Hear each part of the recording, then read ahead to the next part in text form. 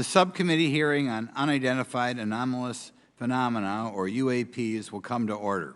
Welcome, everyone. Without objection, the chair may declare a recess at any time. Additionally, without objection, the following members are waived onto the subcommittee for the purpose of participating in today's hearing: Mr. Burchett of Tennessee, Ms. Luna of Florida, Mr. Getz of Florida, Mr. Burleson of Missouri, Mrs. Ocasio-Cortez of New York, and Mr. Ogles of Tennessee. Without objection, so ordered. For today's subcommittee hearing, both the chair and ranking member will have 10 minutes for opening remarks. We may both be giving some of those minutes to other members of our party. I'm now going to recognize myself for 10 minutes. I'm actually going to try to get out of here in about 4, and then we'll give it to some of my friends over here. Good morning and welcome to the most exciting subcommittee in Congress this week, the Subcommittee on National Security, the Border, and Foreign Affairs, for discussion of unidentified anomalous phenomenon. I'd like to thank the brave military pilots and personnel, such as the witnesses on the panel today, for sharing their stories on how they've engaged UAPs, which has brought attention to this matter. Curiosity and speculation from all walks of life have generated interest in studying what UAPs are and what threats they may pose. I will say that when I was younger in school, I read a book, a 1966 book called Flying Saucers, Serious Business, and for a while, when I was a little bit younger, I thought it was the most important issue out there. The lack of transparency regarding UAPs, which was one of the themes of that book,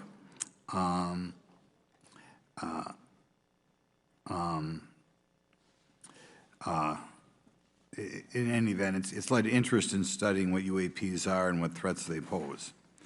The lack of transparency regarding UAPs has fueled wild speculation and debate for decades, eroding public trust in the very institutions that are meant to serve and protect them, as is evidenced by the large number of people we have here. I also want to point out in 1966, President Gerald Ford claimed to have seen a UFO, and in 1969 in Georgia, Jimmy Carter claimed to have seen a UFO. So this has led Congress to establish entities to examine UAPs. The National Defense Authorization Act of 2022 established the All-Domain Anomaly Resolution Office, or AARO, to conduct or to coordinate efforts across the Department of Defense and other federal agencies to detect, identify, and investigate UAPs. However, AARO's budget remains classified, prohibiting meaningful oversight from Congress.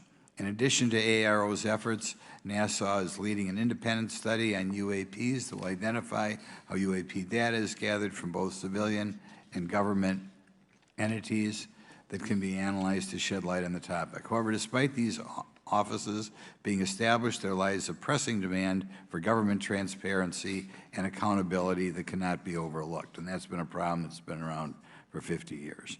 The Biden administration handling of the Chinese spy balloon that violated U.S. airspace is one example how the government is not prepared for these. The Biden administration's description of events has shown that the government continues not to be forthright. Between the Chinese balloon being shot down and 2 UAPs subsequently shot down following the event earlier this year, the U.S. government spent $1.5 million in taxpayer dollars on missiles, yet we have seen little clarity from the Biden administration. We must demand transparency from the Department of Defense, our intelligence community, and our defense industry on the UAP work. We're going to ask some questions about that today. Congress recognizes the subject of UAPs as multifaceted and requires a careful, data-driven approach. Today, we'll see clarity from these witnesses' testimonies, or we'll seek clarity as to what can be done to improve reporting for military and civilians and remain committed to objective inquiry. Congress should work to ensure that knowledge is not driven by fear.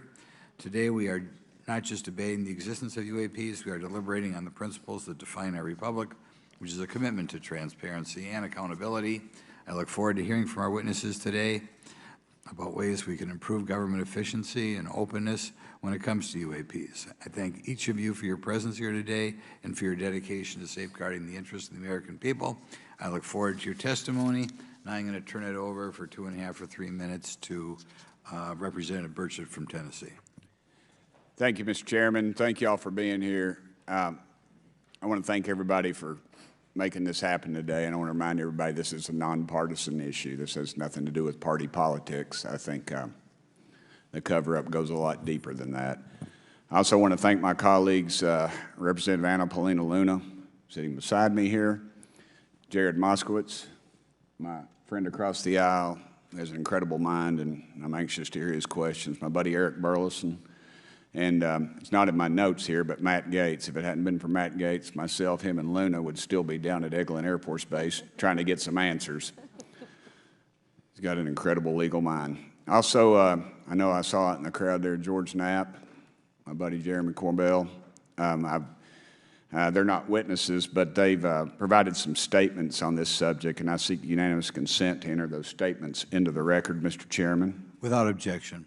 Also, would like to enter in, I understand now that this is unclassified and it's public record, but as we all know, that's sometimes difficult for the public to get a hold of. A report, Defense Intelligence Reference Documents, Advanced Space Propulsion Based on Vacuum, Space-Time Metric Engineering, some light reading for some of our members.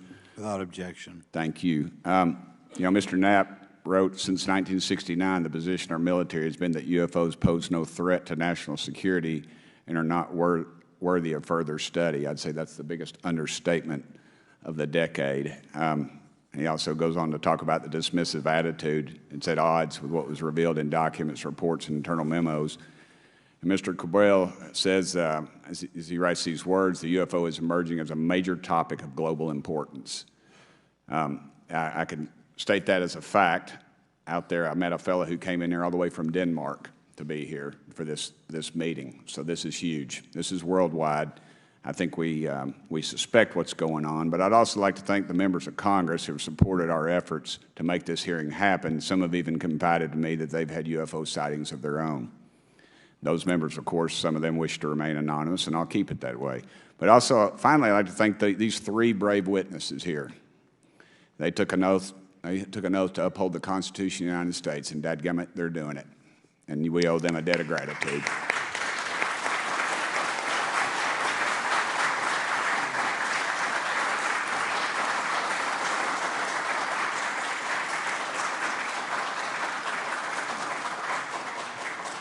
Y'all quit clapping. You're cutting in on my time.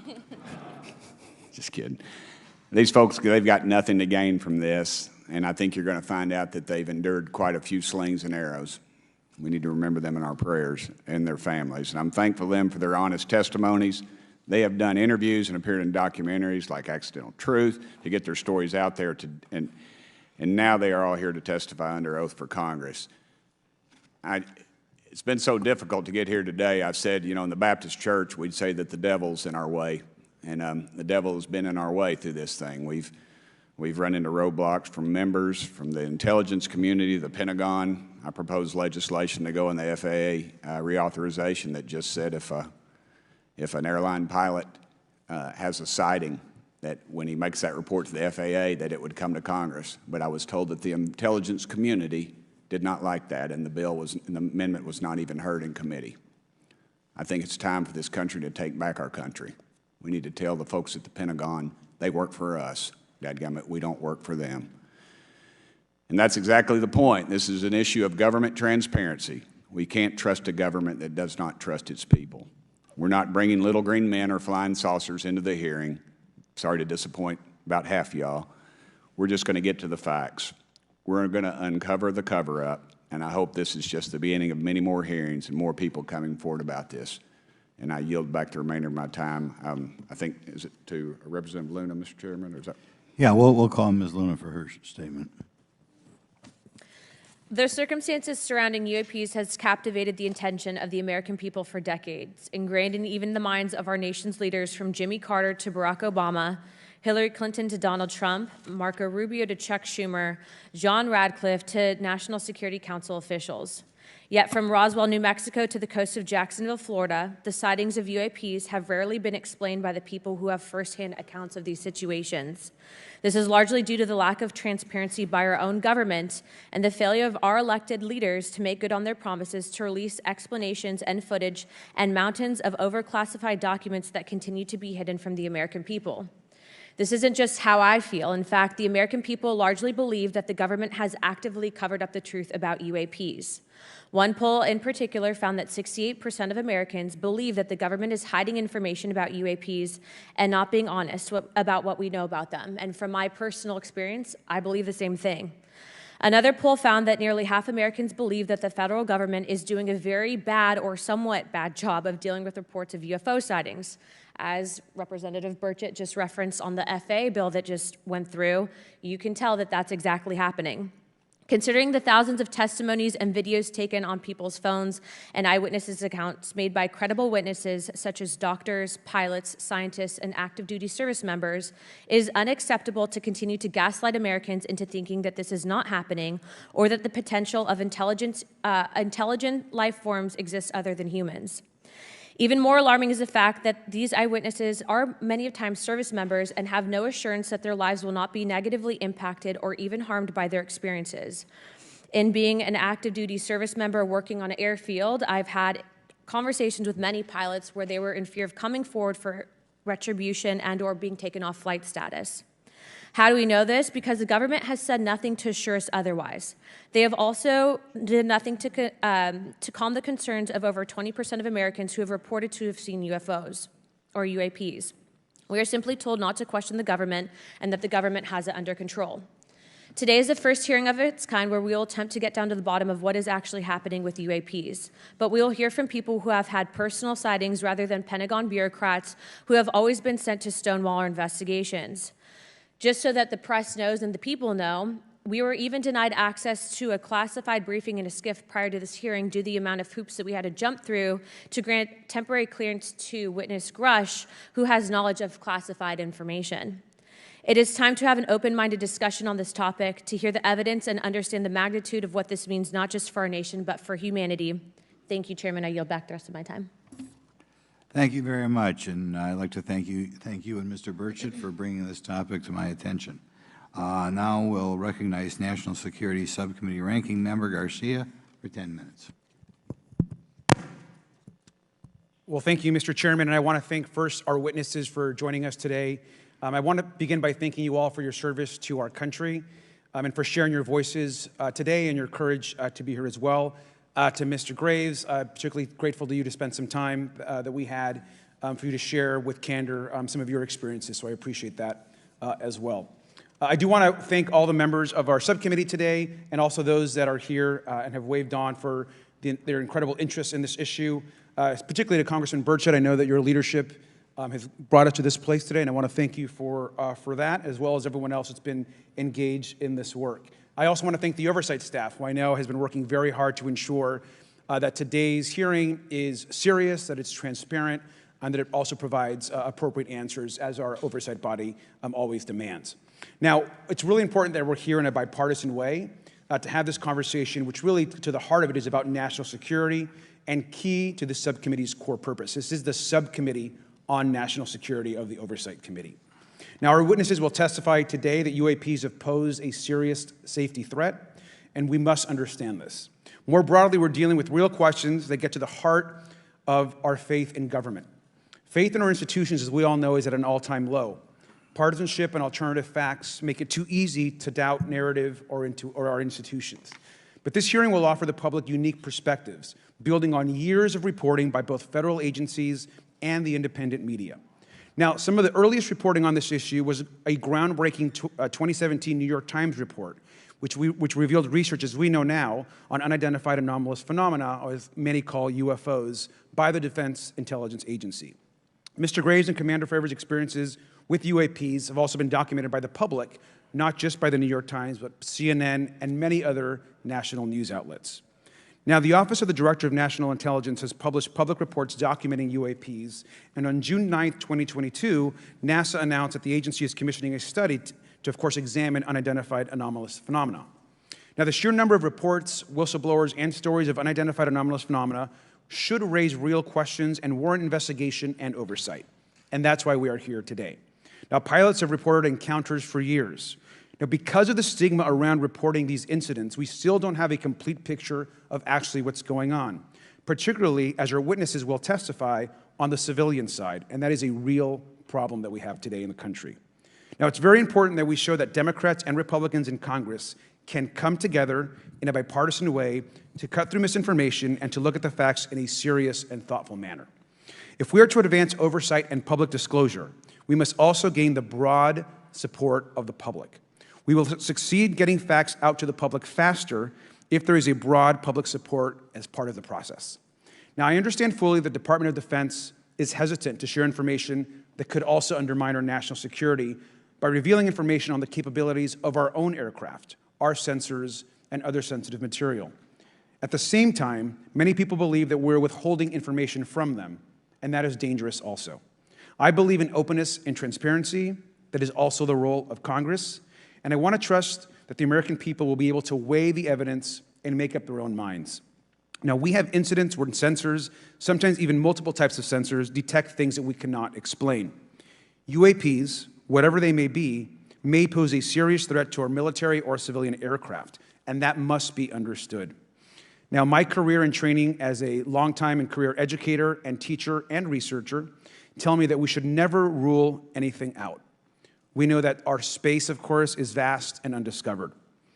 I also want to note that Mr. Sean Kirkpatrick, director of the All-Domain Anomaly Resolution Office, the component of the DoD office that investigates UAP data, has testified before the Senate this year that his unit has found no evidence of extraterrestrial activity. NASA has also stated that they don't have evidence of extraterrestrial life either, and we've heard this, of course, from some of our government agencies. And we should remind viewers and witnesses, which I think is really important, that we also cannot share classified information in public settings. But questions, of course, remain that people want to see data and information for themselves. The enormous interest in the hearing today underscores the importance of a fair and open look at the evidence from witnesses who can share their unique perspectives.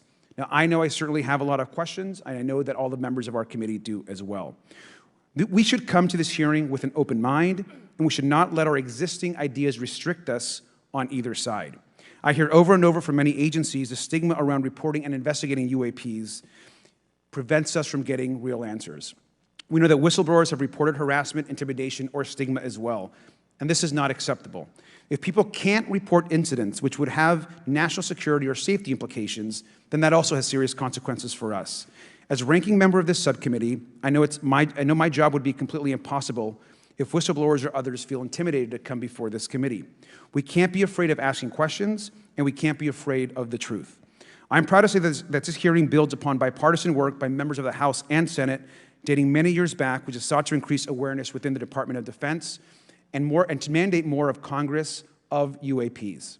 We know the Senate is taking up an amendment to their defense authorization bill, which will create a commission with broad declassification authority, and we should all agree that that is an important step.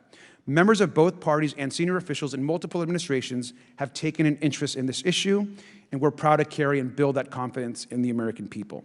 This hearing will also not be the end of this discussion, but a new chapter and start to years and years of work that many folks, both in the public and within government, have been working on. We should encourage more reporting, not less, on UAPs. The more we understand, the safer we will be. We will hear testimony from witnesses today with a long record of service to the American people and with subject matter expertise. Our witnesses have a unique opportunity to share their perspective, insights, and their experiences with the American people. And I encourage all of my colleagues to engage with these difficult questions with an open mind and to follow the facts on behalf of our country. I also just want to say more broadly that we should look at this hearing and believe that everything is on the table as it relates to UAPs. I think an open mind is absolutely the best. I want to yield the 2.5 minutes, the remainder of my time, to the representative from Florida, Representative Moskowitz, for an opening statement. He also has been very much engaged in this issue, and I want to thank him for his leadership. Congressman. Thank you, Ranking Member Garcia. Thank you, Mr. Chairman. I want to thank Tim Burchett and Anna Paulina Luna for their leadership in pushing this hearing forward. I want to thank, obviously, committee staff and their staff working on this on a bipartisan basis because many Americans are deeply interested in this issue, and it shouldn't take the potential of non-human origin to bring us together. Additionally, I want to thank the witnesses for coming forward to share your perspectives, your thoughts, and the sightings of UAPs. Unlike other hearings many times in Congress, you're not here to help a political party, but you're here to share information with the American people. And it's not something that is just going on in this administration. It's something that's spanned many administrations. For decades, many Americans have been fascinated by objects mysterious and unexplained, and it's long past time that they got some answers. The American public has a right to learn about technologies of unknown origins, non-human intelligence, and unexplainable phenomena. Those are not the words of a UFO Twitter account, though that is a direct quote from Majority Leader Chuck Schumer, that the American public has a right to learn about technologies of unknown origins, non-human intelligence, and unexplainable phenomena. In an interview with Fox News, recent former Director of National Intelligence John Radcliffe confirmed the U.S. government is aware a lot more sightings of UAPs, and that they have not made that information public. I quote, "There are a lot more sightings that have not been made public," Radcliffe said to Fox News. For me, this hearing is about transparency. We unfortunately live in a time in which many people distrust government and our institutions, and overclassification of information away from the American public or even Congress contributes to today's politics. The American people have regular questions. What are UAPs? How come the media doesn't report more on them? Are they foreign adversaries? Are they U.S. technology? Are they something else? They ask themselves, how come when a Russian jet shoots flares at one of our drones, we have perfect pictures and videos to show the American people and the world, but when it comes to UAPs, nothing? Of course, we must always protect our national security to maintain our superiority, like when stealth helicopters were only rumored to exist but were used in the Osama bin Laden raid in 2011.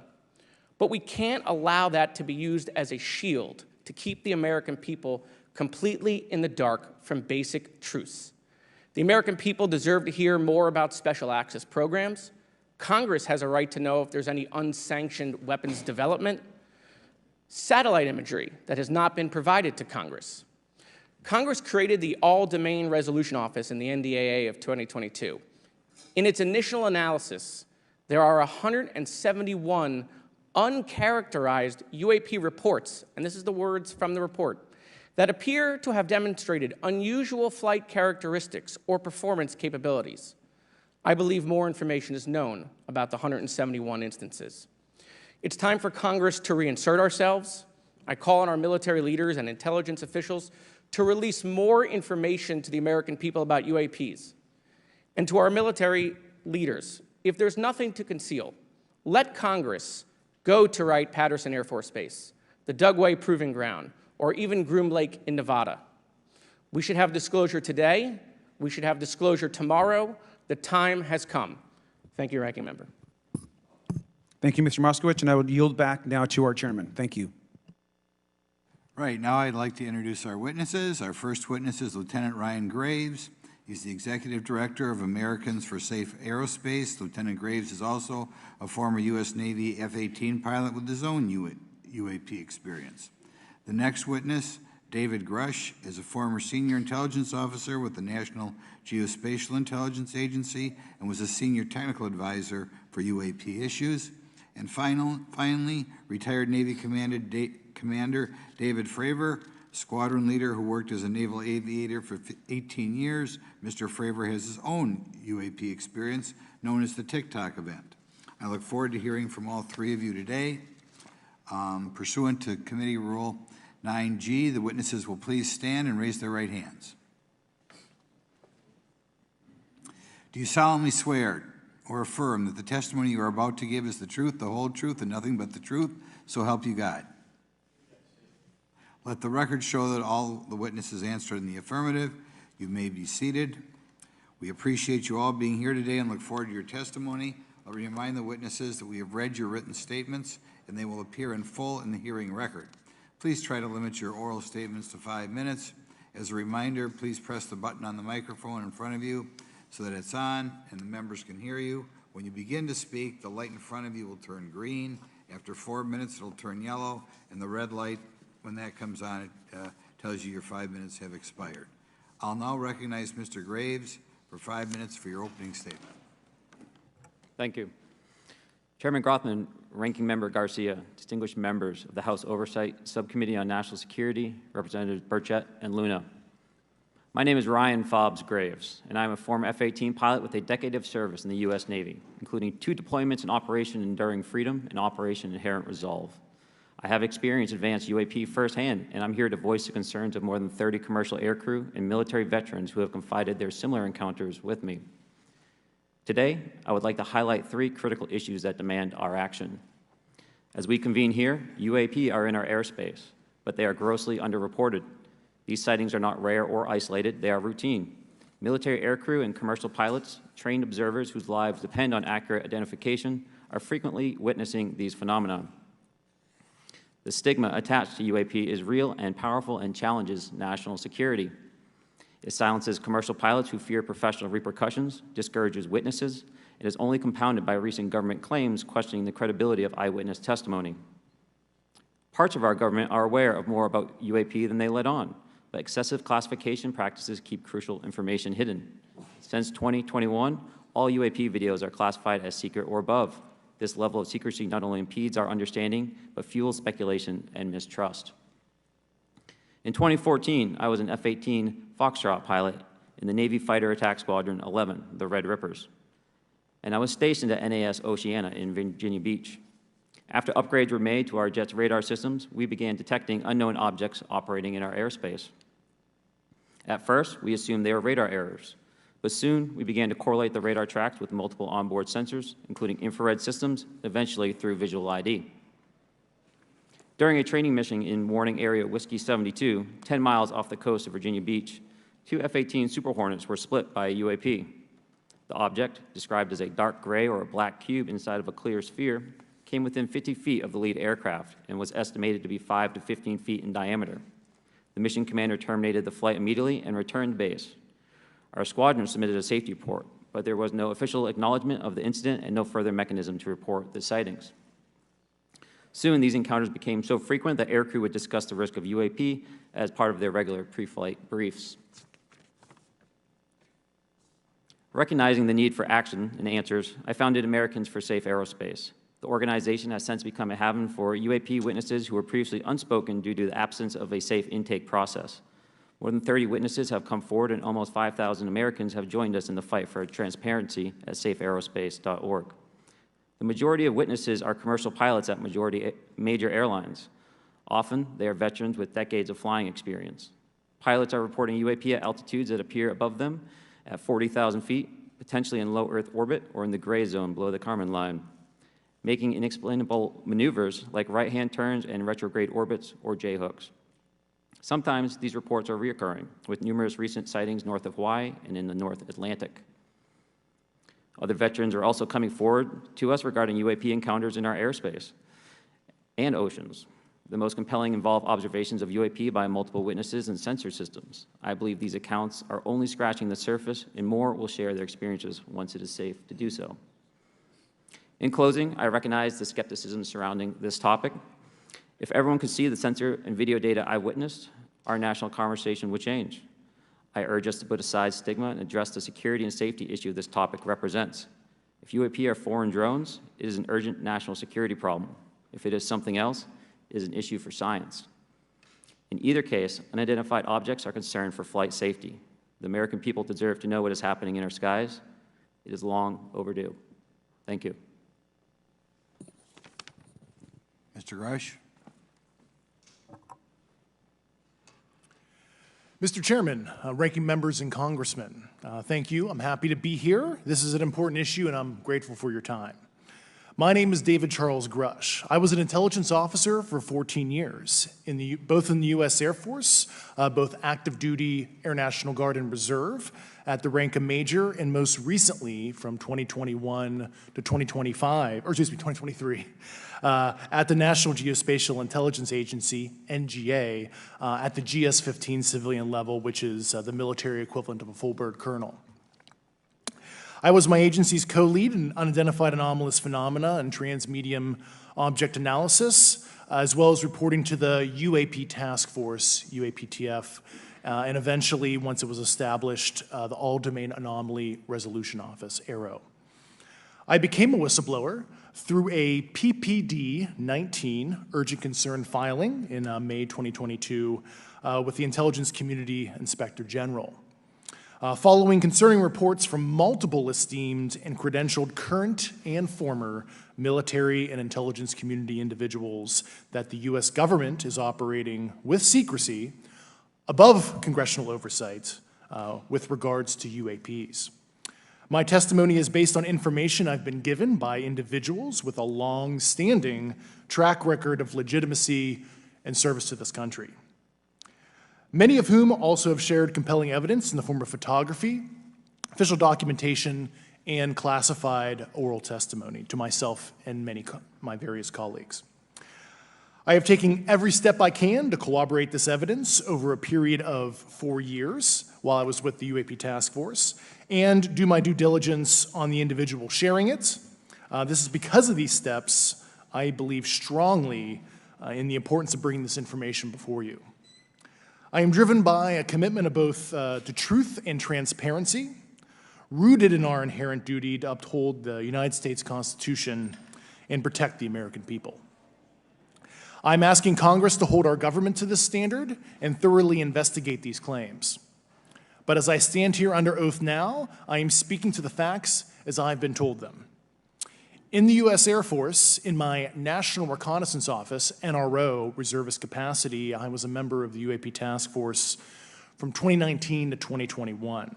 I served at the NRO Operations Center on the Director's Briefing Staff, which included the coordination of the Presidential Daily Brief and supporting variety of contingency operations, which I was the Reserve Intelligence Division Chief backup.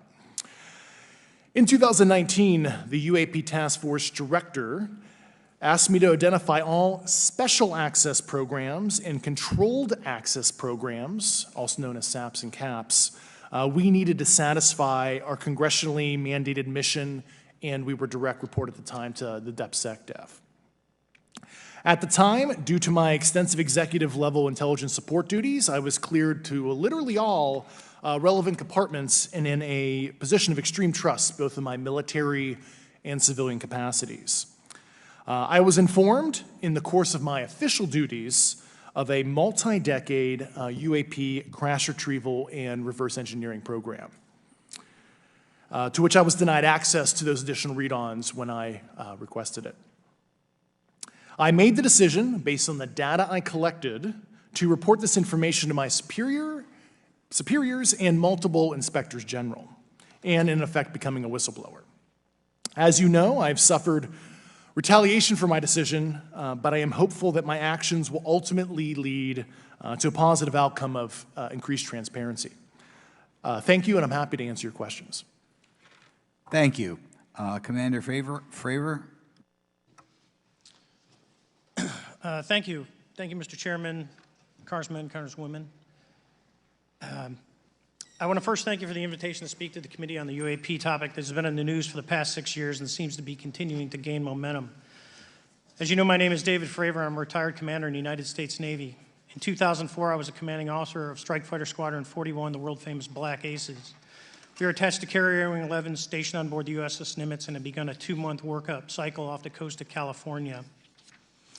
On this day, we were scheduled for a 2v2 air-to-air training with the USS Princeton as our control.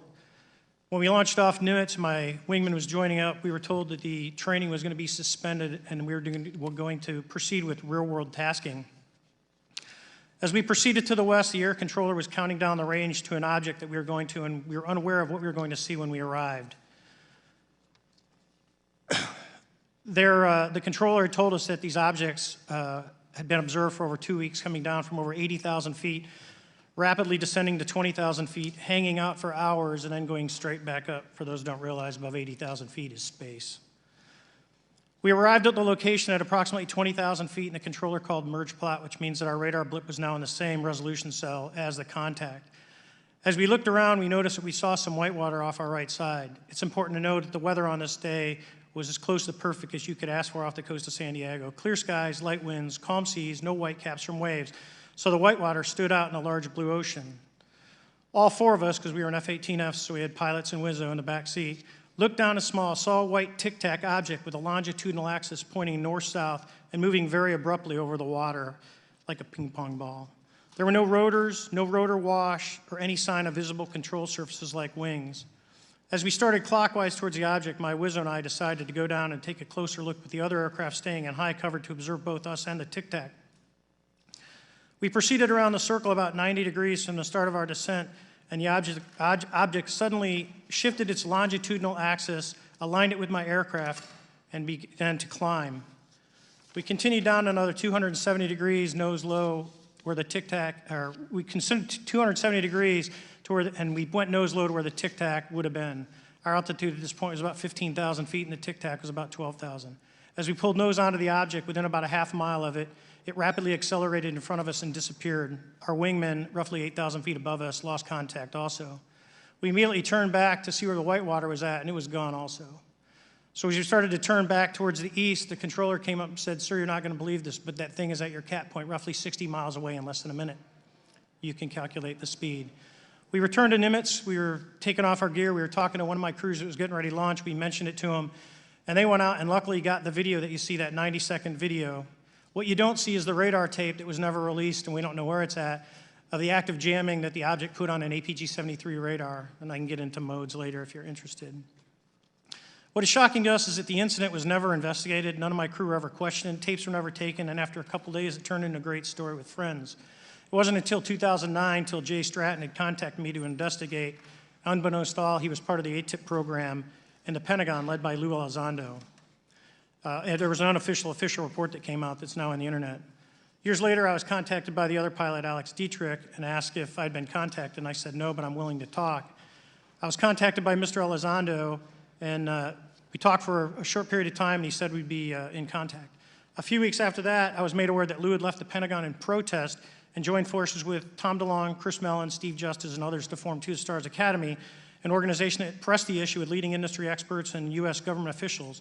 They worked with Leslie Kean, who is present today, Ralph Blumenthal, and Helene Cooper to publish the articles in the New York Times 2017 New York Times, and it removed the stigma on the topic of UFOs, which is why we're here today. Those articles open the door for the government and public that cannot be closed. It has led to an interest from our elected officials who are not focused on little green men, but figuring out where these craft are, where they're from, the technology they possess, how do they operate. It also led to the Whistleblower Protection Act and the NDAA. There are multiple witnesses coming forward to say that have firsthand knowledge, and Mr. Grush just covered that. What concerns me is that there's no oversight from our elected officials on anything associated with our government processing or working on craft. Believe it not from this world. This issue is not a full public disclosure that could undermine national security, but it is about ensuring that our system of checks and balances works across all work done in the government using taxpayer funds. Relative to government programs, even unacknowledged WAVE programs have some level of oversight by the appropriate committee members in the House and Senate, and this work that is said to be occurring from whistleblower testimonies should not be exempt. In closing, I would like to say that the Tic Tac object we engaged in 2004 was far superior to anything that we had on time, have today, or are looking to develop in the next 10 years. If we in fact have programs that possess this technology, it needs to have oversight from those people that the citizens of this great country elected in office to represent what is best for the United States and best for the citizens. I thank you for your time. Thank you very much. Thank you very much. I know it's very difficult for all of you, all you've done in the past to try to illuminate this issue. Call on myself first for some questions. I'm going to start with Mr. Graves. Are pilots that you interact with as part of your organization, do you feel adequately trained and briefed on how to handle encounters with UAPs? No. Right now, military witnesses to UAP have limited options for reporting UAP, but more concerning is that commercial aviation sector has not adapted to the lessons that the military has implemented. The military and Department of Defense has stated that UAP represent a critical aviation safety risk. We have not seen that same language being used in the commercial markets. They are not acknowledging this risk. Okay. What steps do you think you have to be taken to improve a pilot's UAP reporting, be it military or commercial? Right now, we need a system where pilots can report without fear of losing their jobs. There is a fear that the stigma associated with this topic is going to lead to professional repercussions, either through management or perhaps through their yearly physical check. So having a secure system, reducing the stigma, and making this information available through the public is going to reduce the concerns that aircrew have. Could you just give me a little idea of the degree to which reports in the past are not made public right now? Well, I don't think there has been a proper reporting system to gather those reports and thus not report them. So to answer your question, I think there is a dearth of data due to the fact that the reporting has been limited up to this time. Could you tell me why you believe it's, kind of to play the devil's advocate, a reason why some of this stuff should not be available to the public? There's certainly some national security concerns when we use our advanced sensors in our tactical jets to be able to identify these objects. However, there's no reason that the objects themselves would be classified. I would be curious to see how the security classification guideline actually spells out the different nuances of how this topic is classified from the perspective of UAP, not national security. I'll give you a follow-up on that. Assuming that there are reasons why not all this should be made public, this has been around for a long period of time. Can any of the three of you think of any reason why anything related to UAPs, say 15 years and back, should not be immediately made public? I think one of it is acknowledging a vulnerability, both from a collection and I'll just say a countermeasure perspective. So it's that we haven't cracked for many years. Yeah. Even say 20 years back. Is there any reason why, when you go back that far, things shouldn't be made public? Unless it shows a specific national security vulnerability as it relates to a weakness in a particular defense system. Okay, Mr. Fravor, the TikTok incident that you were engaged occurred in 2004. What kind of reporting took place after that incident? None. We had a standard debrief where the backseaters went down to our carrier intel center and briefed what had happened, and that was it. No one else talked to us, and I was in the top 20 in the battle group. No one came. The captain was aware, the admiral was aware, nothing was done. Your commanding officers provide any sort of justification? No, because I was the commanding officer of the squadron, so no. Was this incident the only UAP event that you encountered while you were a pilot? Yes, it was. Okay. This is for any one of you. Based off of each of your experiences and observations, do you believe UAPs pose a potential threat to our national security? Yes, and here's why. The technology that we faced was far superior than anything that we had, and you could put that anywhere. If you had one, you captured one, you reverse engineered it, you got it to work, you're talking something that can go into space, go someplace, drop down in a matter of seconds, do whatever it wants, and leave, and there's nothing we can do about it. Nothing. Okay. You two? Well, I would also like to add, from a commercial aviation and military aviation perspective, we deal with uncertainty in our operating space as a matter of our professional actions. Identifying friend from foe is very important to us. And so when we have unidentified targets and we continue to ignore those due to a stigma or a fear of what it could be, that's an opening that our adversaries can take advantage of. What steps should be taken to better understand and respond to UAP encounters in the interest of national security? There needs to be a location where this information is centralized for processing, and there needs to be a two-way communication loop so the operators on the front end have a feedback and can get best practices on how to process information, what to do, and to ensure that their reporting is being listened to. Right now, there is not a lot of back and forth. Mr. Grush, in your complaint to the Intelligence Community Inspector General, you claim that you believe information is being hidden. What kind of information do you think was hidden, and do you think it should remain hidden? Yes, I can speak to that very briefly in an unclassified manner. As you know, the preponderance of my complaint was classified to the intelligence communities. Both material acquisition and exploitation activity, also baselining the UAPs but not sharing it with intelligence professionals that are actually doing step briefs to pilots, that kind of information. Yeah. Okay. Thank you very much. Now we'll go to Mr. Garcia. Thank you. Again, thank you all for your service and for testifying today. Want to just talk about UAPs as it relates to what we're seeing in the pilots' interaction with UAPs. Particularly, Mr. Graves, one of the, I think, concerns that for members of this committee is this idea that pilots, there's no system to actually report UAPs and the stigma around pilots. And so can you just briefly, you mentioned that you're working with 30 pilots right now that have had encounters with UAPs, but you've also, I believe, discussed and know of many more pilots. This is just those that you're currently working with. Is that correct? Can you expand on that? Certainly. I'll break that down in two ways. First, when we were first experiencing these objects off the eastern seaboard in the 2014 to 2015 time period, anyone that had upgraded their radar systems were seeing these objects. So there was a large number of my colleagues that were detecting these objects off the eastern seaboard. They were further correlating that information with their other onboard sensors, and many of them also had their own eye sightings as well of these objects. Now, that was our personal firsthand experience at the time. Since then, as I've engaged this topic, others have reached out to me to share their experiences, both on the military side as well as the commercial aviation side. On the military aviation side, veterans that have recently got out have shared their stories and have expressed how the objects we were seeing in 2014, 2015 continued all the way to 2019, 2020, and beyond. And so it became a generational issue for naval aviators on the eastern seaboard. This was something we were briefing to new students. This is something that was included in the notice to airmen to ensure that there was no accidents. And now with commercial aviators, they are reaching out because they're having somewhat similar experiences as our military brothers and sisters, but they do not have any reporting system that they can send us to. And let me just add, both to Mr. Fravor as well as Mr. Graves, not having this system for reporting, would you both agree that it's harmful to not just our national security interests, but to understand this phenomenon of what's happening with UAPs? I think it's actually a travesty that we don't have a system to correlate this and actually investigate. You know, so if you took the East Coast, you know, there's coastal radars out there that monitor our air defense identification zone, so out to 200 miles.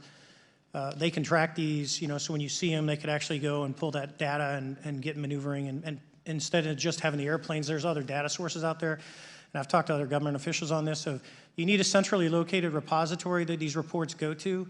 So if you just stuck it in DOD, you wouldn't get anything out of the Intelligence Committee because they have a tendency to not to talk. But if you had a central location where these reports would come in, not just military, but also commercial aviation, because there's a lot of that going on, especially if you talk to anyone that flies from here to Hawaii, over the Pacific, they see odd lights. So I think you need to develop something that allows you a central point to collect the data in order to investigate. Mr. Graves? I would concur with everything Mr. Fravor said. I'll continue to say that the commercial pilots that have reached out to me through Americans for Safe Aerospace are doing so because they don't feel there's another way for them to report this safety issue. And I think one of the clear outcomes of this hearing already is that there has to be a safe and transparent reporting process for pilots, both on the commercial side and the military side, to be able to report UAPs in a way that's also transparent, but also understands the scope of our national security interests and what may be classified or not. But I think there has to be some sort of system, and so that's something that I hope can be an outcome that this committee can work on.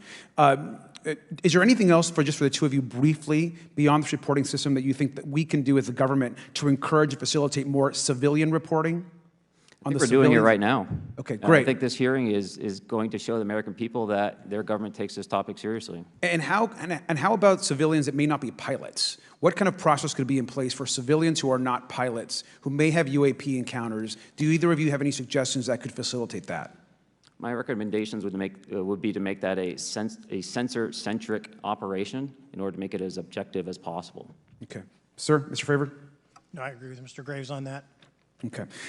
Just briefly, I also just want to note, particularly for the two pilots, and I have a question for Mr. Grush. One of the things that I found fascinating in our discussion, Mr. Graves, last night as well, is that you both described UAPs and formations and the way they are observed in space or in our air, and the way that they move is essentially ways in which current technology or aircraft that we know of are unable to actually function or move. And so will you just, for the public record, again, once again, briefly just either describe or note that aircraft that are being witnessed, particularly by the 30 folks that you're working with, are essentially outside the scope of anything that we know of today and the technology we have today. Mr. Graves, Mr. Fravor? Yes, the objects that are being seen by commercial pilots are performing maneuvers that are unexplainable due to our current understanding of our technology and our capabilities as a country, and that applies for the military as well. Mr. Fravor? Yeah, I concur with that. We have nothing that can stop in midair and go the other direction, nor do we have anything that can, like in our situation, come down from space, hang out for 3 hours, and go back up. Thank you. My last question, and sometimes I know that you have also said some of these answers in the past, but we're trying to get them on the public record as well, which is really important. Mr. Grush, finally, do you believe that our government is in possession of UAPs? Absolutely, based on interviewing over 40 witnesses over 4 years. And where? I know the exact locations, and those locations were provided to the Inspector General and some of which to the intelligence committees. I actually had the people with the firsthand knowledge provide a protected disclosure to the Inspector General. Thank you. And Mr. Chairman, I would just say that I think that these questions are important questions, and I look forward to being involved in the process to get those answered. I know there'll be a lot of questions from other committee members, so I yield back. Thank you. We'll go to Mr. Burchett himself. Thank you, Mr. Chairman. Thank you, Mr. Garcia. I would like to have you on my legislation to do just that on the reporting, and we'll get together on that. Maybe you can be my co-sponsor on that. That'd be really cool. Thank you for those great questions. Mr. Graves, again, I'd like to know, how do you know that these were not our aircraft? Some of the behaviors that we saw in a working area, we would see these objects being at 0.0 Mach, that's 0 airspeed, over certain pieces of the ground. So what that means, just like a river, if you throw a bobber in, it's going to float downstream. These objects were staying completely stationary in Category 4 hurricane winds. These same objects would then accelerate to supersonic speeds, 1.1, 1.2 Mach, and they would do so in very erratic and quick behaviors that I don't have an explanation for. Okay. Have you spoken to commercial and military pilots that have seen these off of our East Coast? I have. Okay. Mr. Favor, I noticed that in the Tic Tac video, it's Tic Tac like the candy, not TikTok like the Chinese Communist app. That's correct. Yes, sir. I just want to make that because my daughter corrected me on that and called me a boomer and said, "Hey, boomer," and I said, "No, baby, it's Tic Tac like the candy. You're gonna have to just look it up." And but now I would also like to say today is a day of many firsts. It's a miracle that we're having this meeting, and it's also a miracle that my wife has put up with me for 9 years today. Today is my anniversary, so I want to tell my wife happy anniversary and that I love her very much. As she likes to say, this 9 years have been the best 2 years of her life. So, thank you. Mr. Favor, what astonished you the most about the flight capabilities of these Tic Tac, very briefly? The performance, absolute performance. It was. And you're not aware of any other objects that anybody in the world has, in this world, that has those capabilities? No, I think it's far beyond actually our material science that we currently possess. Are you aware of any other reconnaissance platforms that have tracked or recorded the Tic Tac's maneuvers, maybe the NORAD system or any of the others? I am not. Okay. Mr. Grush, thank you for being here, brother. Thank you all very much. Have you faced any retaliation or reprisals for any of your testimony or anything on these lines? Yeah, I have to be careful what I say in detail because there is an open whistleblower reprisal investigation on my behalf, and I don't want to compromise that investigation by providing anything that may help provide somebody information. But it was very brutal and very unfortunate, some of the tactics they used to hurt me both professionally and personally, to be quite frank. Yeah. It's very unfortunate, as they say, when you're over the target, that's when they do the most firing at you. Do you have any personal knowledge of people who have been harmed or injured in efforts to cover up or conceal these extraterrestrial technology? Yes. Personally. Have anyone been murdered that you know of or have heard of, I guess? I have to be careful asking that question. I directed people with that knowledge to the appropriate authorities. Maybe in a, if we could get in a confidential area, SCIF, we could talk about that. But unfortunately, we were denied access to the SCIF, and that's very unfortunate in this scenario. Mr. Favor, do you believe that you witnessed an additional object under the water in relation to your encounter? I will say we did not see an object. There was something there to cause the whitewater, and when we turned around, it was gone. So there was something there that obviously moved. Okay, it was not the same object though that you were looking at, correct? No, we actually joked that the Tic Tac was communicating with something when we came back, and because the whitewater disappeared. We were in another instance. We're told about the capabilities of a jamming during viewing of when there were some people chasing some of these objects. Did you experience any of that jamming or interrupting your radar or weapons system? My crew that launched after we landed experienced significant jamming to the APG-73 radar, which was what we had on board, which is a mechanically scanned, very high-end system prior to the APG-79. And yes, it did pretty much everything you could do: range, velocity, aspect, and then it spit the lock, and the targeting pod is passive. That's what we were able to get the video on. I'm about to run out of time, but are you aware of any of our enemies that have that capability? No. Okay. I would also like to note for the record that, like George Knapp, breaking Area 51, he's the reason I knew about that, and the reason I know about the Tic Tacs is Leslie Keene from New York Times article, and I would encourage everybody to read that. Thank you, Mr. Chairman. I yield back to you for no time.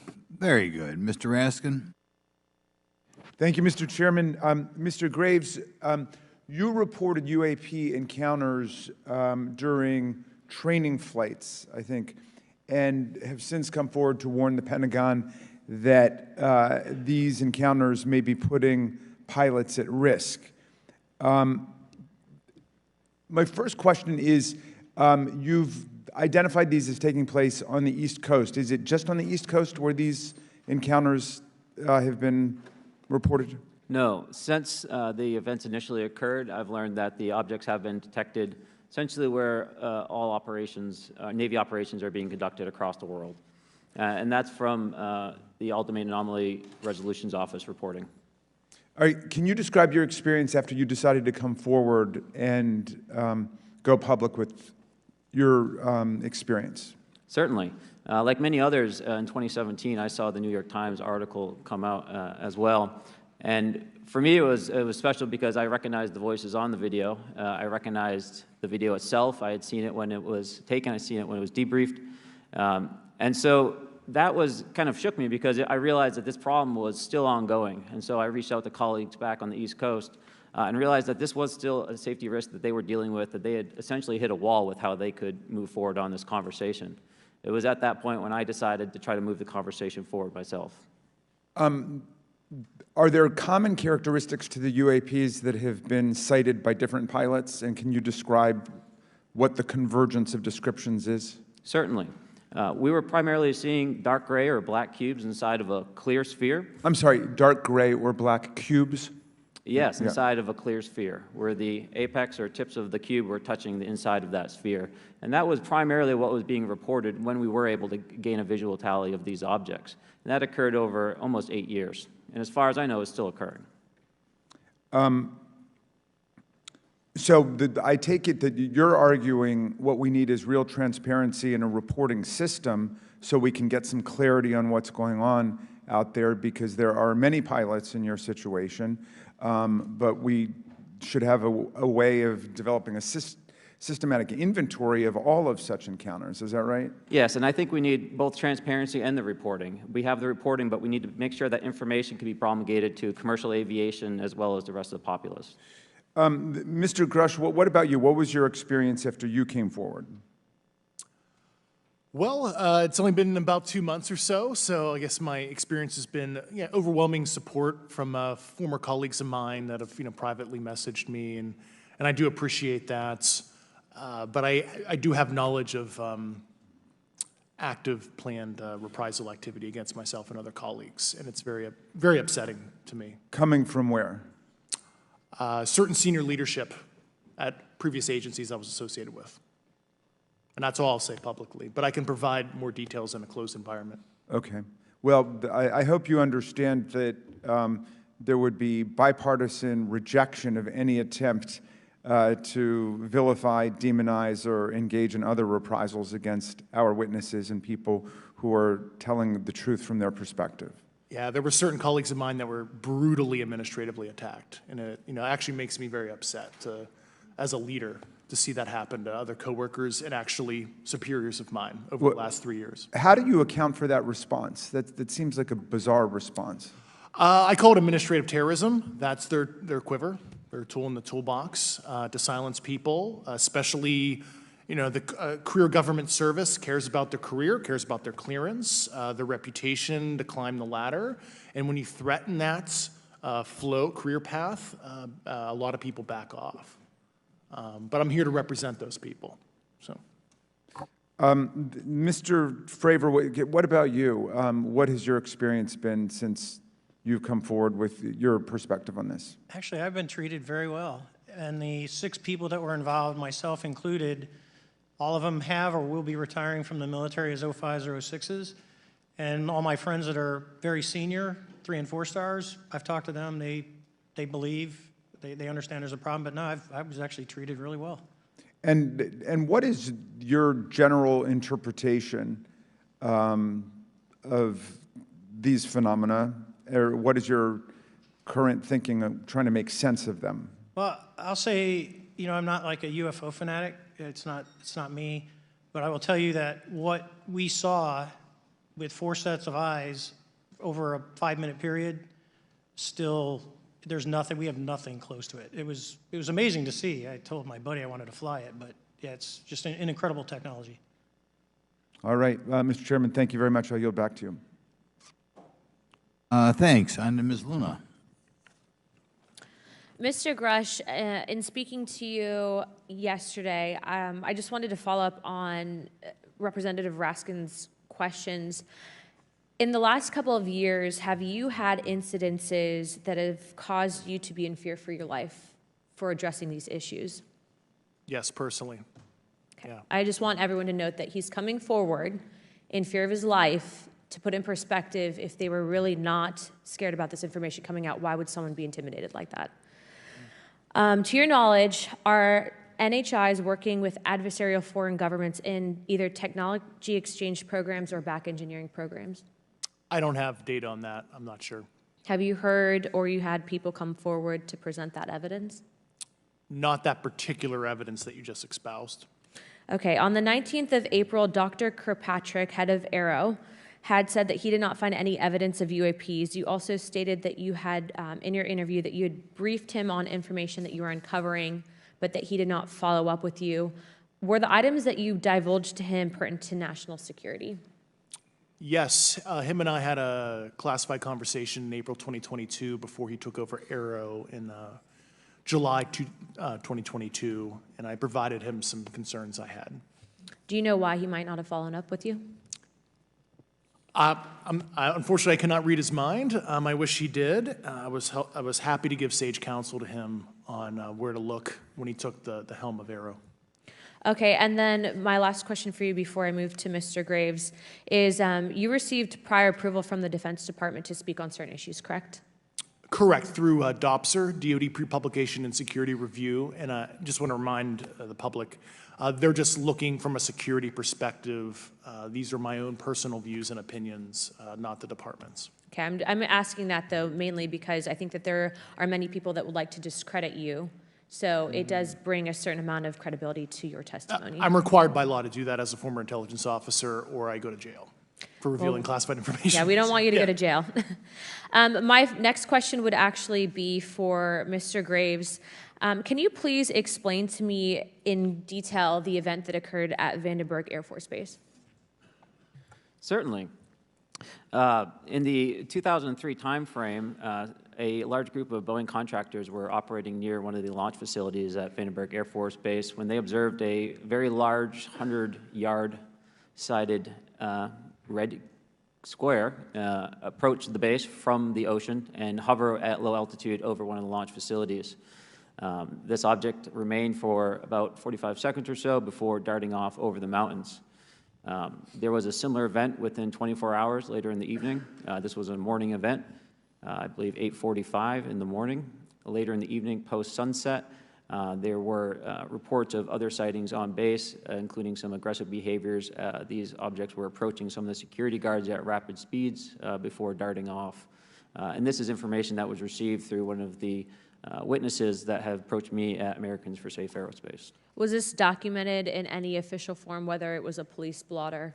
Yes, they had official documentation and records from the event that the witness held over the years. And I'm not going to ask you to do it right now for time reasons, but you'd be able to sketch what was witnessed, correct? And have you seen that before on any other equipment and/or during your flight time?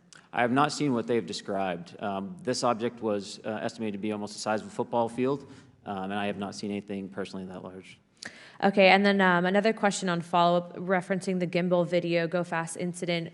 Can you just clarify, because to our understanding, the footage was actually cut off at a certain point, but what happens at the end of that video, just for those Americans specifically there that are wanting to know about the rest of that footage? Certainly. There was some uncertainty or instability with the object. It seemed to rock a bit, and that's the last I had seen of the video. Much of the data that I would recommend be analyzed would consist of radar data that would provide precise kinematics on the object, as well as the fleet of objects that were operating nearby.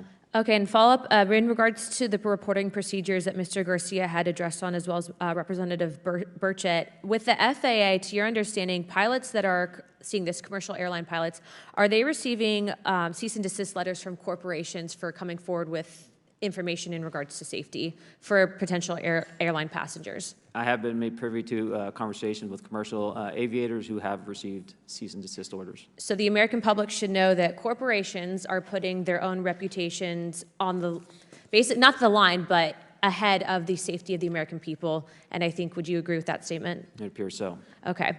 And I guess this would be my last, I'm out of time. I yield. I'll be back. Good. Mr. Moskowitz. Thank you, Mr. Chairman. Gentlemen, let's talk about the laws of physics for a second. Mr. Graves and Commander Favor, I heard you talk about speed. When those objects broke the sound barrier, did they make a sonic boom? I was in a jet. You can't hear anything. It's kind of loud in there. Yeah, you're not able to actually personally tell within the vehicle. I will say the objects that we were seeing, they were spherical, and they were observed up to Mach 2, which is a very non-aerodynamic shape. What about G-forces? Let's talk about G-forces of those vehicles. Could a human survive those G-forces with known technology today? No. No, not for the acceleration rates that we observed. Okay. What about what they look like? How close did you get? Did you see a seam or a rivet or a section? And what I mean is, obviously, the jets you're flying have all those things. Did these objects have those? Do you want to go, Ryan? I didn't have the detail to be able to tell that.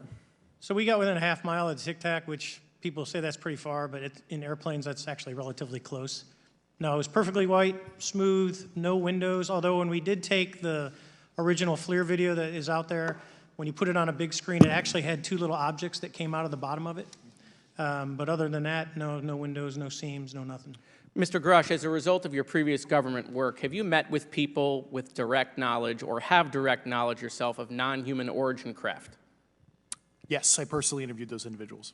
Mr. Grush, as a result of your previous government work, have you met with people with direct knowledge or have direct knowledge yourself about ATs, advanced technologies that the U.S. government has?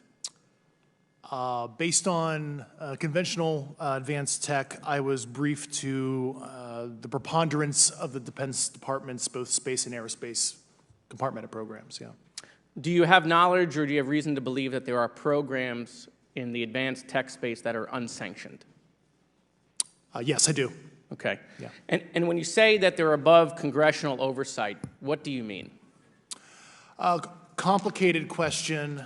So there's, some, I would call it abuse here. So congressional oversight of conventional special access programs, so I'll use Title 10, so DOD as an example, right? So 10 U.S. Code Section 119 discusses congressional oversight of SAPs, discusses the DepSecDef's ability to waive congressional reporting.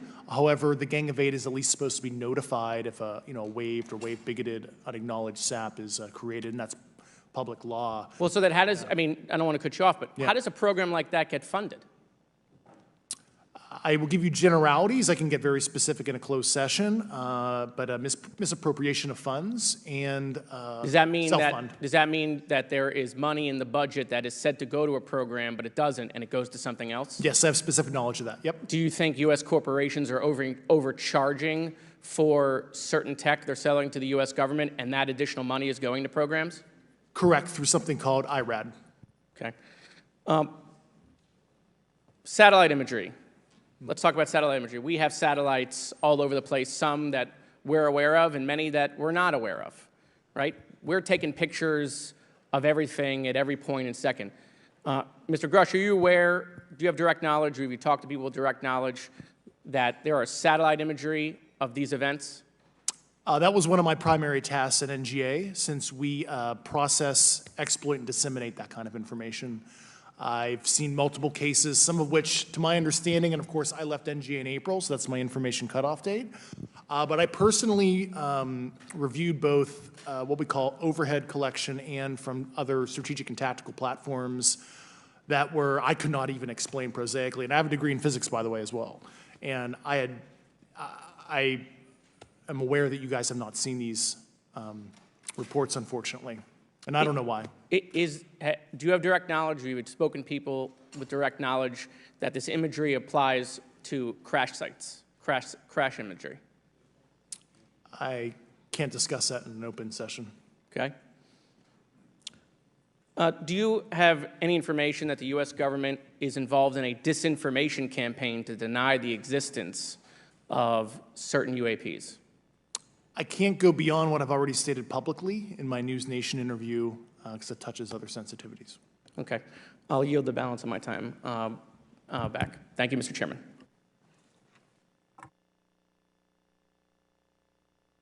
Ms. Fox? Thank you, Mr. Chairman, and I thank our witnesses for being here today. Mr. Garouche, in your sworn testimony, you state that the United States government has retrieved supposedly extraterrestrial spacecraft and other UAP-related artifacts. You go so far as to state that the U.S. is in possession of, quote, non-human spacecraft, end quote, and that some of these artifacts have circulated with defense contractors. Several other former military and intelligence officials have come forward with similar allegations, albeit in non-public settings. However, Dr. Sean Kirkpatrick, the director of AARO, previously testified before Congress that there has been, and I quote, no credible evidence thus far of extraterrestrial activity or of, quote, off-world technology brought to the attention of the office. To your knowledge, is that statement correct? It's not accurate. I believe Dr. Kirkpatrick mentioned he had about 30 individuals that have come to AARO thus far. A few of those individuals have also come to AARO that I also interviewed, Okay. and I know what they provided Dr. Kirkpatrick and their team. Okay. I was able to evaluate Okay, that information. I need to go on. Sure. But my understanding that his statement is accurate, came from a direct quote. And this contradiction is a perfect example of why we need to inject transparency into our government. And for another example, look no further than the pitiful response to the Chinese spy balloon debacle earlier this year. You may remember the mass confusion that ensued when the balloon was first spotted over Montana, 4 days after it first entered U.S. airspace over Alaska. The Biden administration's initial inability to address the object grew into a continuous series of embarrassments. After news of the balloon reached the mainstream media, we were assured that the balloon posed no threat to our security. However, after the balloon was allowed to transit the entire continental United States, fighter jets were scrambled off the coast of South Carolina to shoot it down. This flip-flopping and obfuscation caused needless confusion, fear, and panic across the country. It's my hope, Mr. Chairman, that this sort of confusion will not be repeated. We should investigate the extent to which elements of our government possess or do not possess information that is of critical value to the American people. We owe it to the citizens of this nation to make sure that our government is transparent and accountable. We must make sure that our government provides answers, and Congress must do its duty to solicit those answers. With that, Mr. Chairman, I yield back. Yeah, Mr. Frost. Thank you, Mr. Chairman. In 2022, NASA announced that it was commissioning an independent study team to examine UAPs. The NASA team is comprised of scientists across different fields, as well as former astronauts and pilots. In May, the independent study team held its first public meeting, which included the perspectives from NASA senior leaders, as well as perspectives from the Department of Defense and intelligence agencies. The NASA study team is also expected to release its first report pretty soon, and I think it's safe to say that we all eagerly await its results. Mr. Graves, how might NASA's research influence the commercial industry regarding safety in UAP? I think NASA has a big role to play as far as commercial aviation safety, and it's one of their original charges as an organization. One of the recommendations that have been put forward is to utilize their existing aviation safety reporting system to serve as a short-term fill and trusted platform for pilots that want to report on UAP. It also has built-in analytics capability and is funded by Congress. Gotcha. And also, Mr. Graves, are there any other industries that may be influenced by the NASA research on UAPs? And if so, how so? Well, I think there is a large swath of commercial capabilities that could be brought to bear on this topic, from space-based or ground-based sensor systems that are available open source or through commercial marketplaces. And I think NASA's work, as they work to identify and highlight specific parameters that can be found, we can take that information and promulgate this through the public sector so that we can have a more open conversation about what we're seeing.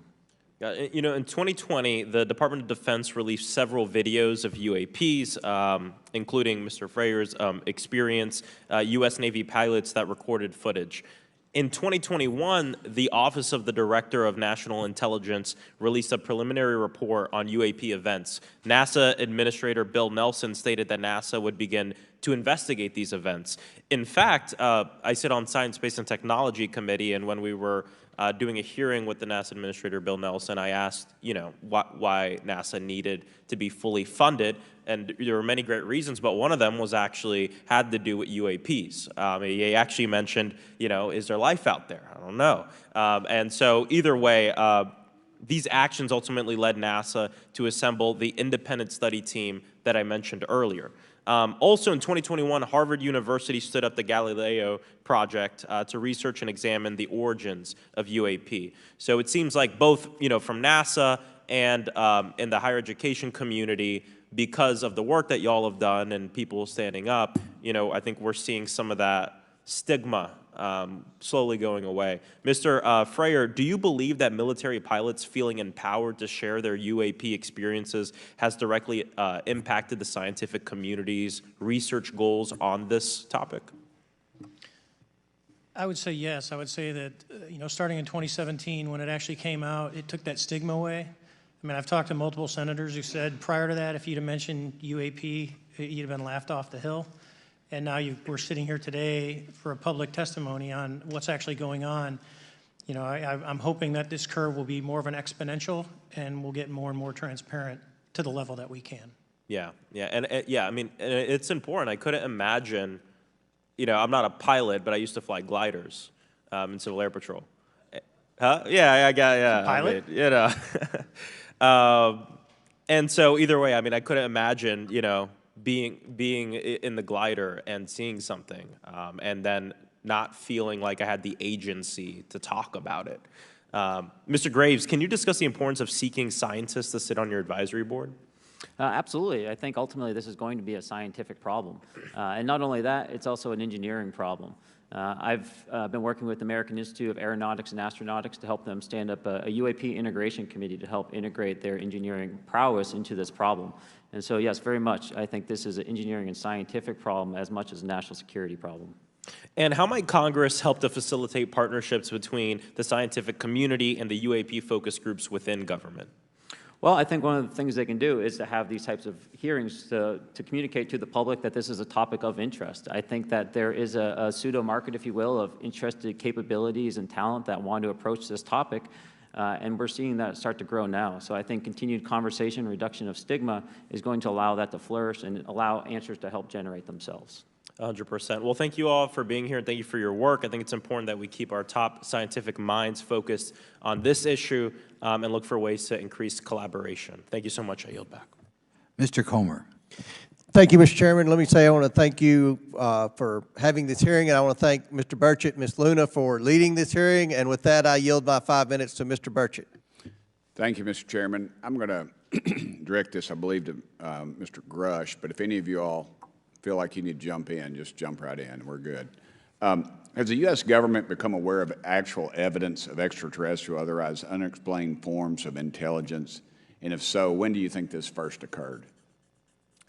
I like to use the term non-human. I don't like to denote origin. Keeps the aperture open, both scientifically. Right. Certainly, like I've discussed publicly previously, 1930s. Okay. Can you give me the names and titles of the people with direct firsthand knowledge and access to some of this crash retrieval, some of these crash retrieval programs, and maybe which facilities, military bases the recovered material would be in? And I know a lot of Congress have talked about we're going to go to Area 51, and and there's nothing there anymore anyway. It's just and we move like a glacier. And as soon as we announce it, I'm sure the moving vans would pull up. But please. I can't discuss that publicly, but I did provide that information both to the Intel committees and the Inspector General. And we could get that in the SCIF if we were allowed to get in a SCIF with you. Would that be probably what you would think? Sure, if you had the appropriate accesses, yeah. What special access programs cover this information, and how is it possible that they have evaded oversight for so long? I do know the names. Once again, I can't discuss that publicly and how they've evaded oversight. In a closed setting, I can tell you the specific tradecraft used. All right. When do you think those programs began, and who authorized them? I do know a lot of that information, but that's something I can't discuss publicly because of sensitivities. All right. If any of y'all want to jump in on any of this, you're more than welcome to.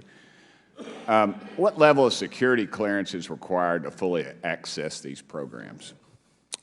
Well, anybody who has... and I say that because myself, Representative Gates and Representative Luna were basically turned away at one point at Eglin. So please go right ahead. Certainly difference between member access and, say, somebody like me, but anybody who has a TSSCI clearance and meets the eligibility criteria, the access adjudicative authority should be able to grant you access. Mr. Burchett, if you'll yield, so just to put a fine point on that, there's nothing that you're aware of that's above special access program classification. It's a misnomer that there's anything actually above top secret. Executive Order 13526 delineates the classification levels. Right, but I draw a point on that because we can have access to those programs, and so the notion that we're not being given that access sort of defies our typical muscle memory here in Congress. Thank you, Mr. Burchett. I'll yield back to you. Thank you, Mr. Gates. Along those lines, Title 10, you may not know this or not, but Title 10 and Title 50 authorization, they seem to say they're inefficient. So who gets to decide this, in your opinion, in the past? It's a group of career senior executive officials. Okay, are they government officials? Both in and out. Do what? Both in and out of government, and that's about as far as I can go there. Yeah. All right, well, that leads to my next question. Which private corporations are directly involved in this program? How much taxpayer money has been invested in these programs, to your knowledge? I mean, we know we audit the Pentagon every year, and I've been here 5 years, and they failed the dadgum thing every year. They lose over $1 billion a year, we think, and I was told the Department of Defense maybe 60% of their assets are unaccounted for, whatever the heck that means. In the public sector, you go to jail for that kind of crap. So tell me. Yeah, I know when I'm $1 off of my DTS travel voucher, I get hammered, but it seems like it doesn't work the other way, If you right? sell over if you sell over $600 worth of stuff on eBay now, you get a call from the IRS. So please, what corporations? Yeah, I don't know the specific metrics towards the end of your question. The specific corporations I did provide to the committees in specific divisions, and I spent 11 and a half hours with both Intel committees. So. Okay, has there been an active U.S. government disinformation campaign to deny the existence of unidentified aerial phenomena, and if so, why? I can't go beyond what I've already espoused publicly about that.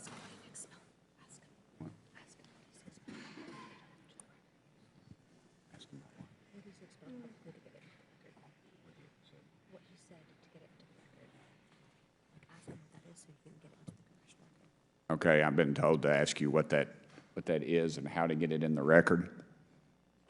What have you stated publicly in your interviews for the congressional record?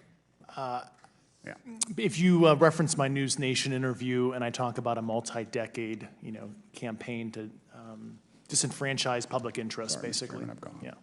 Thank I you. apologize, Mr. Chairman. I yield back negative 21 seconds. Thank you. Ms. Ocasio-Cortez? Thank you, Mr. Chairman, and thank you to our witnesses for coming here today. I do concur with the ranking member as well as several other members here on this committee that this is a committee for whistleblowers and for the protection of whistleblowers as well. So we understand what you're putting on the table here and what you're putting on the line here, and we thank you for that. Mr. Grush, you sat on the Unidentified Anomalous Phenomenon Task Force created in the 2020 NDAA, correct? Yes. There have been some things that have been mentioned here during this hearing that I wanted to pick up on. Mr. Graves, you mentioned specifically during the answers to one of your questions, you named Boeing contractors being engaged in an incident regarding this red cube about a football field wide. I was wondering if you could speak a little bit about the interaction, or Mr. Grush, either of you, the interactions between defense contractor companies and any UAP-related programs or activities. So I'll just say that the information about the contractor himself were provided by a witness, and I have no particular detail in that relationship. Mr. Grush. The kind of general unclassed wave tops, certainly the contractors, are the metal benders, so to speak. They're the ones actually doing specific performance on government contracts. Are they required to issue any disclosure regarding UAP sightings, or do they engage in any reporting around this? In terms of the contractors, Yes. Not that I'm aware of. They do not. Okay. Now, when it comes to notification that you had mentioned about IRAD programs, we have seen defense contractors abuse their contracts before through this committee. I have seen it personally, and I have also seen the notification requirements to Congress abused. I am wondering, one of the loopholes that we see in the law is that there is, at least from my vantage point, is that depending on what we're seeing, is that there are no actual definitions or requirements for notification. What methods of notification did you observe? Like when they say they notified Congress, how did they do that? Do you have insight into that? For certain IRAD activities, I can only think of ones conventional in nature. Sometimes they flow through certain, I'll just say, SAP programs that have cognizant authority over the Air Force or something, and those are congressionally reported compartments, but IRAD is literally internal to the contractor, so as long as it's money, either profits, private investment, et cetera, they can do whatever they want. To put a finer point on it, when there is a requirement for any agency or company to notify Congress, do they contact the chairman of a committee? Do they get them on the phone specifically? Is this through an email to hypothetically a dead email box? A lot of it comes through what they call the PPR, Periodic Program Review process, if it's a SAP or Controlled Access Program Equity, and then those go to the specific committees, whether it be the SAS, CASC, HISI. Thank you. I apologize, my time is limited. Mr. Graves, one of your main concerns is that the FAA currently does not have an official process to receive reports of UAP from pilots or others, correct? Correct. And in your experience, what data should the Aero program prioritize for potential collection? We have, location, date, time, but are there other specific characteristics that should be included in these reports? Certainly. I think that there's two categories that would be important. One would be kinematics and understanding the specifics of how the vehicle or objects are moving. And the second would be a more zoomed out approach of being able to look at origin and destination before the incident, as well as getting a better contextual understanding of how these objects are interacting with each other. Thank you. Now, because I only have a minute left, I apologize, we only have 5 minutes today, but for the record, if you were me, where would you look? Titles, programs, departments, regions, if you could just name anything. And I put that as an open question to the three of you. I'd be happy to give you that in a closed environment. I can tell you specifically. Thank you. Commander Fravor? And I would say, and I've told people that you have to know where to look. They're not going to divulge it to you because of the classification levels. But if you know where to look and who to talk to, which is exactly what Mr. Grush can point you, then you have them. Okay. Mr. Graves? I was an operator, so I was depending on folks like Mr. Grosh to do that homework. Okay. Thank you very much. I yield back to the chair. Mr. Biggs? Thanks, Mr. Chairman. I thank the witnesses for being here today. I'm over here. Thank you so much for being here. I want to get into specifics here, and a reason I'm going to go this way is because you've talked a bit about what I would call misdirection by official U.S. government with regard to UAPs, right? And so I'm going to get to that in a second. But last week, White House NSC spokesman John Kirby stated that UAPs are having an impact on our training ranges and need to be treated as a legitimate issue. Do you concur with his statements? That's for each of you. Yes. Yes. Yes. Okay. Now, having said that, I'm going to take you to specific instances around the Phoenix Valley, because that's where I live. And in '97, we had the famous Phoenix Light case. I don't know if any of you are familiar with that.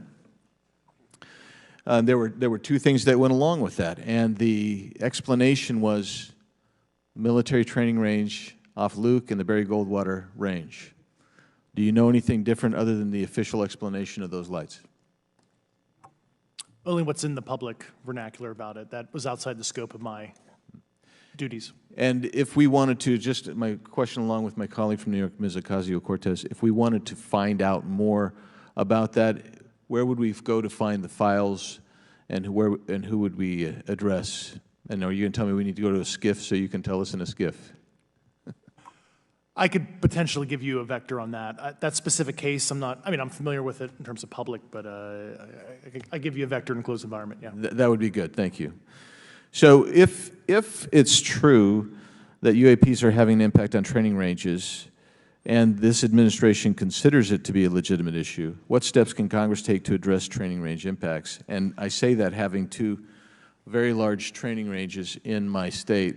And so we'll start with Mr. Graves and going down the panel. Some of the initial procedures have been implemented, such as within the United States Navy, that have a range failure report that gathers information from pilots. I understand that a service-wide reporting mechanism is still pending. However, that would be a great next step, not only for gathering information, but for showing the troops that it is an acceptable topic and reducing the stigma. Okay, please, all of you continue. Yeah, as a recipient of a lot of those training range reports, sometimes we only get contextual kind of oral reporting. It'd be nice if they attached all sensor data and there's a system in place that can handle multiple classifications of data.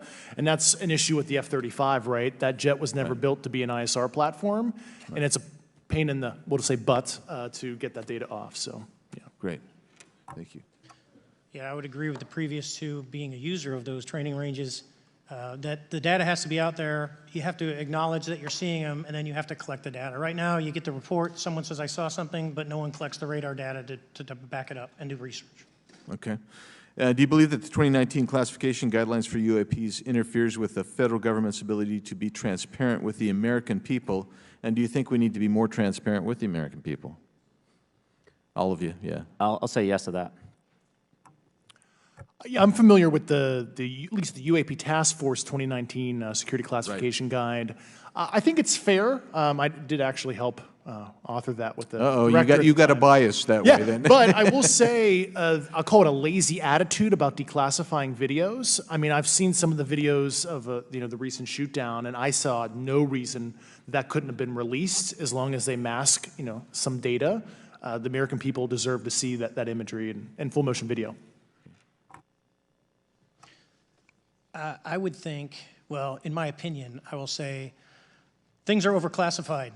I know for a fact the video or the pictures that came out in the 2020 report that had the stuff off the East Coast, they were taken with an iPhone off the East Coast. A buddy of mine was one of the senior people there, and he said they were originally classified to TSSCI. And my question to him was, what's TSSCI about these? They're an iPhone Right. literally off the vacapes. That's not TSSCI. So they're overclassified, and as soon as they do that, they go in a vault, and then you all have to look for them.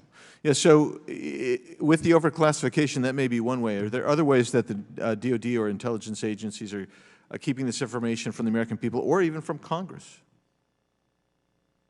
I think part of that has been not encouraging reporting.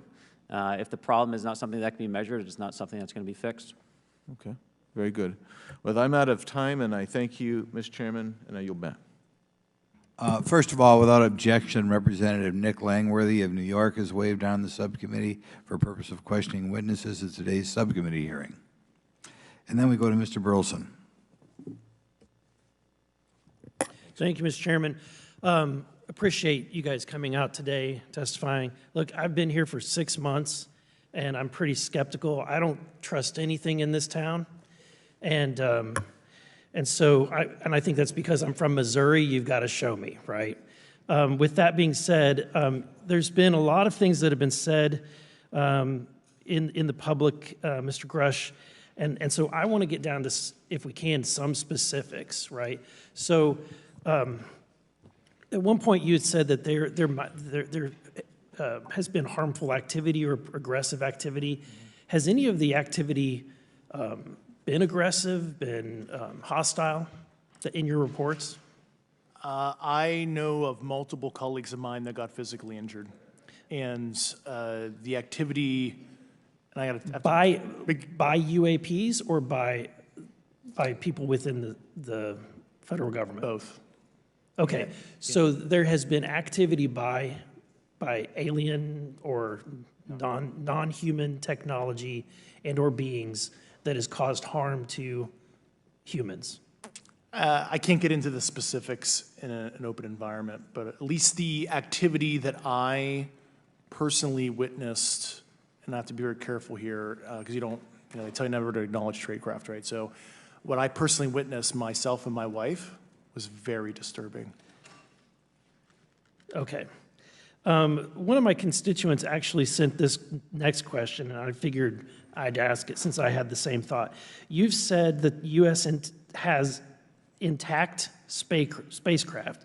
You said that the government has alien bodies or alien species.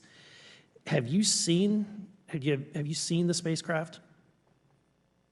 I have to be careful to describe what I've seen firsthand and not in this environment, but I could answer that question behind closed doors. Yeah. And have you seen any of the bodies? That's something I've not witnessed myself.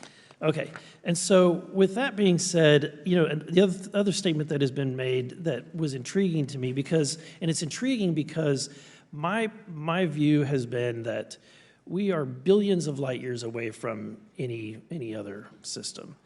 And the concept that an alien species that's technologically advanced enough to travel billions of light years gets here and somehow is incompetent enough to not survive Earth or crashes is something that I find a little bit far-fetched.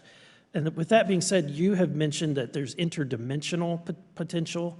Could you expound on that? Yeah, to answer your first question, and I'm here as a fact witness and expert, but I will give you a theoretical framework, at least to work off, to kind of espouse crashes, regardless of your level of sentience, right? Planes crash, cars crash, n number of sorties, however high, a small percentage are going to end in mission failure, if you will, as we say in the Air Force. And then in terms of multidimensionality, that kind of thing, the framework that I'm familiar with, for example, is something called the holographic principle. It derives itself from general relativity and quantum mechanics, and that is, if you want to imagine a 3D object such as yourself casting a shadow onto a 2D surface, that's the holographic principle. So you can be projected, quasi-projected from higher dimensional space to lower dimensional. It's a scientific trope that you can actually cross, literally, as far as I understand, but there's probably guys with PhDs that we could probably argue about that. But you have not seen any documentation that that's what's occurring? Only a theoretical framework discussion, yes. Okay. Okay. Occam's razor is that these aircraft, have they been identified that they are being produced by by domestic, military and contractors?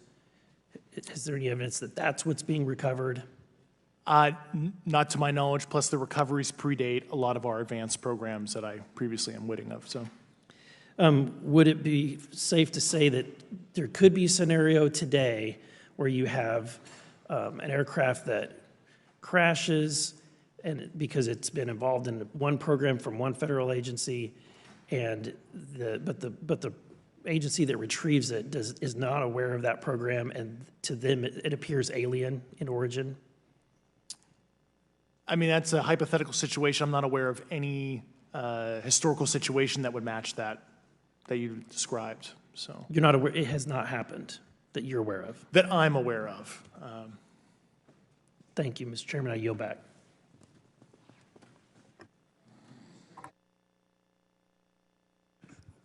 Several months ago, my office received a protected disclosure from Eglin Air Force Base indicating that there was a UAP incident that required my attention. I sought a briefing regarding that episode and brought with me Congressman Burchett and Congresswoman Luna. We asked to see any of the evidence that had been taken by flight crew in this endeavor and to observe any radar signature as well as to meet with the flight crew. We were not afforded access to all of the flight crew. And initially, we were not afforded access to images and to radar. Thereafter, we had a bit of a discussion about how authorities flow in the United States of America, and we did see the image. And we did meet with one member of the flight crew who took the image. The image was of something that I am not able to attach to any human capability, either from the United States or from any of our adversaries. And I'm somewhat informed on the matter, having served on the Armed Services Committee for 7 years, having served on the committee that oversees DARPA and advanced technologies for several years. When we spoke with the flight crew, and when he showed us the photo that he'd taken, I asked why the video wasn't engaged, why we didn't have a FLIR system that worked. Here's what he said. They were out on a test mission that day over the Gulf of Mexico. And when you're on a test mission, you're supposed to have clear airspace. Not supposed to be anything that shows up. And they saw a sequence of 4 craft in a clear diamond formation for which there is a radar sequence that I alone have observed in the United States Congress. One of the pilots goes to check out that diamond formation and sees a large floating, what I can only describe as an orb. Again, like I said, not of any human capability that I'm aware of. And when he approached, he said that his radar went down, he said that his FLIR system malfunctioned, and that he had to manually take this image from one of the lenses, and it was not automated in collection, as you would typically see in a test mission. So I guess I'll start with Commander Fravor. How should we think about the fact that this craft that was approached by our pilot had the capability of disarming a number of the sensor and collection systems on that craft? Well, I think this goes to that national security side, and you can go back through history of things showing up at certain areas and disabling our capabilities, which is disheartening.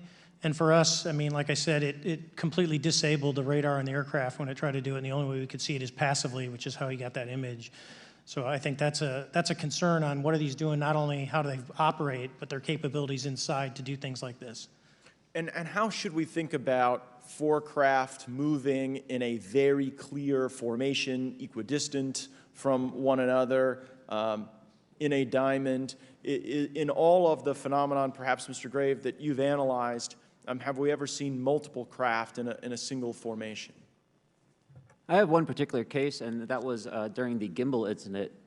The recording on the AT FLIR system shows a single object that rotates. You hear the pilots refer to a fleet of objects that is not visible on the FLIR system, and that was something that I witnessed during the debrief as part of the radar data on the situational awareness page. I would like to add, however, Congressman, there's a small bit of anger, I would say I would feel that those pilots are still facing that difficulty in reporting this topic, and they don't have the tools to be able to mitigate this issue. It just goes to show how serious this is and why this is such an important issue for our pilots and for our nation. It was stated explicitly to me by these test pilots that if you have a UAP experience, the best thing you can do for your career is forget it and not tell anyone. Because any type of reporting, either above the surface or below the surface, does have a perceived consequence to these people, and that is a culture we must change if we want to get to the truth. Mr. Chairman, I would observe that perhaps as we move forward from this hearing, there are some obvious next steps.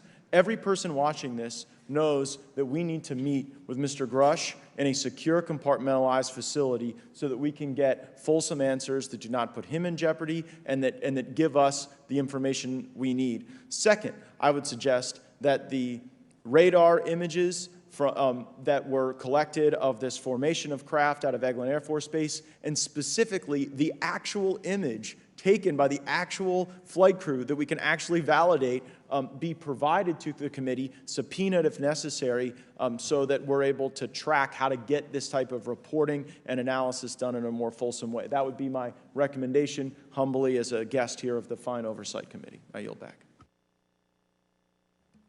Ms. Mays. Thank you, Mr. Chairman, and good morning to our witnesses who are testifying today. I want to thank each of you for being here to discuss a topic of grave importance to our national security. Earlier this year, a Chinese spy balloon was shot down off the coast of my home state of South Carolina. Since the Roswell incident in 1947, many Americans have wondered about the dangers of unknown objects crisscrossing our skies. Whether these are UAPs or weather phenomena, advanced technology from American allied or enemy forces, or something more out of this world. So my first question, I have several questions, and if we can just be quick on these first two, I'm going to ask each of you the same question, and then I'll get to each of you individually. The first one, when you reported your experiences with a UAP, did any of you face any repercussions with your superiors, yes or no? No. No. I've actually never seen anything personally, believe it or not. So. All right. And then do you believe there's an active disinformation campaign within our government to deny existence of UAPs, yes or no? I don't have an answer to that. As previously stated publicly, yes. I think previously with like Project Blue Book, yes, but currently I don't speak for the United States government. Okay, thank you. I have a few questions for Mr. Graves. What percentage of UAP sightings, in your belief, go unreported by our pilots? This is an approximation based off of my personal experience speaking with a number of pilots, but I would estimate we're somewhere near 5% reporting, perhaps. So like 95% basically don't report seeing UAPs? That's just my personal estimate. In the incident off Virginia Beach, do you believe the Navy took the danger to your aircraft seriously after it was reported? Absolutely. A few questions for Mr. Favor. As an expert naval aviator, have you ever seen an object that looked and moved like the Tic Tac UAP? No. Did the Tic Tac UAP move in such a way that defied the laws of physics? The way we understand them, yes. Many dismiss UAP reports as classified weapons testing by our own government, but in your experience as a pilot, does our government typically test advanced weapon systems right next to multi-million-dollar jets without informing our pilots? No, we have test ranges for that. It took over 15 years for your encounter with the Tic Tac to be declassified. Do you feel there was a good reason to prevent lawmakers from having access to this footage? No, I just think it was ignored when it happened, and it just sat somewhere in a file. Never got reported. In a drawer. It happens a lot up here. Shocker. Mr. Grush, a couple of questions for you too, sir, this morning. What percentage of UAPs do you feel are adequately investigated by the U.S. government, of the 5% that are reported? I can only speak for my personal leadership over at NGA. I tried to look at every report that came through that I could triage. So. Do you believe that officials at the highest levels of our national security apparatus have unlawfully withheld information from Congress and subverted our oversight authority? There are certain elected leaders that had more information that I'm not sure what they've shared with certain Gang of Eight members or et cetera, but certainly I would not be surprised. Okay. You've stated that the government is in possession of potentially non-human spacecraft.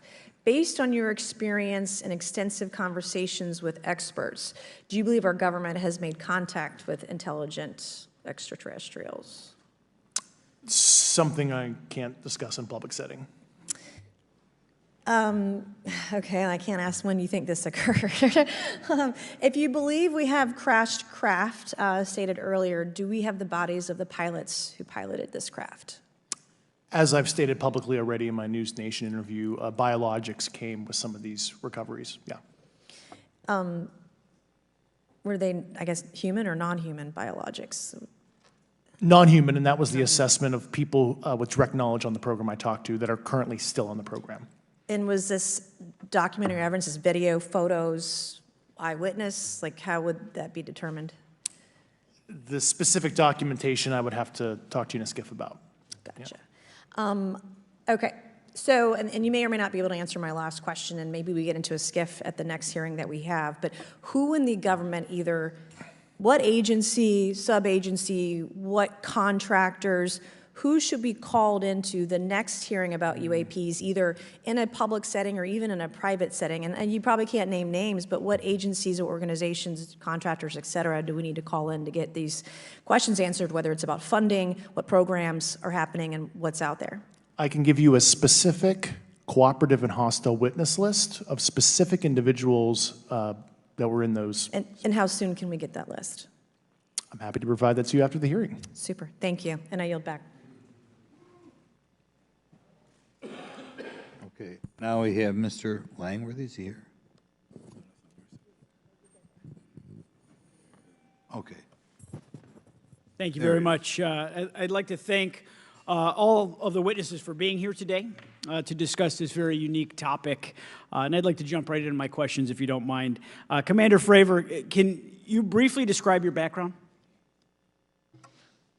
Yeah, I was an enlisted Marine, Naval Academy graduate, Navy, flew for 18 years, got a master's from University of Houston, and I've worked in the private sector for the last, 16 years, 17 years. I do a lot of defense work. So. Really gold-plated credentials. Commander Fravor, we have all seen the floating Tic Tac video that you engaged with on November 14th, 2004. Can you briefly talk about why you were off the coast of San Diego that day? Yeah, we were at a workup with all the battle groups, so we integrate the ships with the carrier, the air wing with the carrier, and we start working. So we were doing an air-to-air defense to hone not only our skills, but those of the USS Princeton when they had been tracking them for 2 weeks. The problem was that there was never manned aircraft airborne when they were tracking them, and this was the first day, and unfortunately, we were the ones airborne and went and saw it.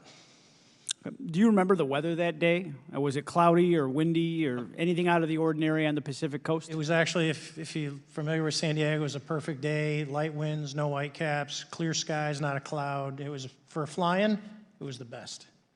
Now, is it true that you saw, in your words, a 40-foot flying Tic Tac shaped object? That's correct. Or for some people that can't know what a Tic Tac is, it's a giant flying propane tank. Fair enough. Did this object come up on radar or interfere with your radar or the USS Princeton? The Princeton tracked it, the Nimitz tracked it, the E-2 tracked it. We never saw it on our radars. Our fire control radars never picked it up. The other airplane that took the video did get it on a radar. As soon as it tried to lock it, it jammed the radar, spit the lock, and he rapidly switched over to the targeting pod, which you can do in the F-18. From what you saw that day and what you've seen on video, did you see any source of propulsion from the flying object, including on any potential thermal scans from your aircraft? No, there's none. There's no IR plume coming out. And Chad, who took the video, went through all the EO, which is black and white TV, and the IR modes, and there's no visible signs of propulsion. It's just sitting in space at 20,000 feet. In your career, have you ever seen a propulsion system that creates no thermal exhaust? No. Can you describe how the aircraft maneuvered? Abruptly, very determinate. It knew exactly what it was doing. It was aware of our presence, and it had acceleration rates. I mean, it went from 0 to matching our speed in no time at all. Now, if the fastest plane on Earth was trying to do these maneuvers that you saw, would it be capable of doing that? No, not even close. And just to confirm, this object had no wings, correct? No wings. Now, was the aircraft that you were flying, was it armed? No, never felt threatened at all. If the aircraft was armed, do you believe that your aircraft or any aircraft in possession of the United States could have shot the Tic Tac down? I'd say no, just on the performance, it would just left in a split second. It looks like that we have a problem here that needs further investigation. Yes. In your belief, is this flying Tic Tac, I mean, is it capable of being the product of any other nation on the earth? No, like I said earlier, I think it defies current material science and the ability to develop that much propulsion. And I know there's been some physicists who have done calculations, which is beyond anything that we have. Well, either the United States has an adversary here in this world that we don't know, or we really have some serious investigations to do. I really appreciate you being here.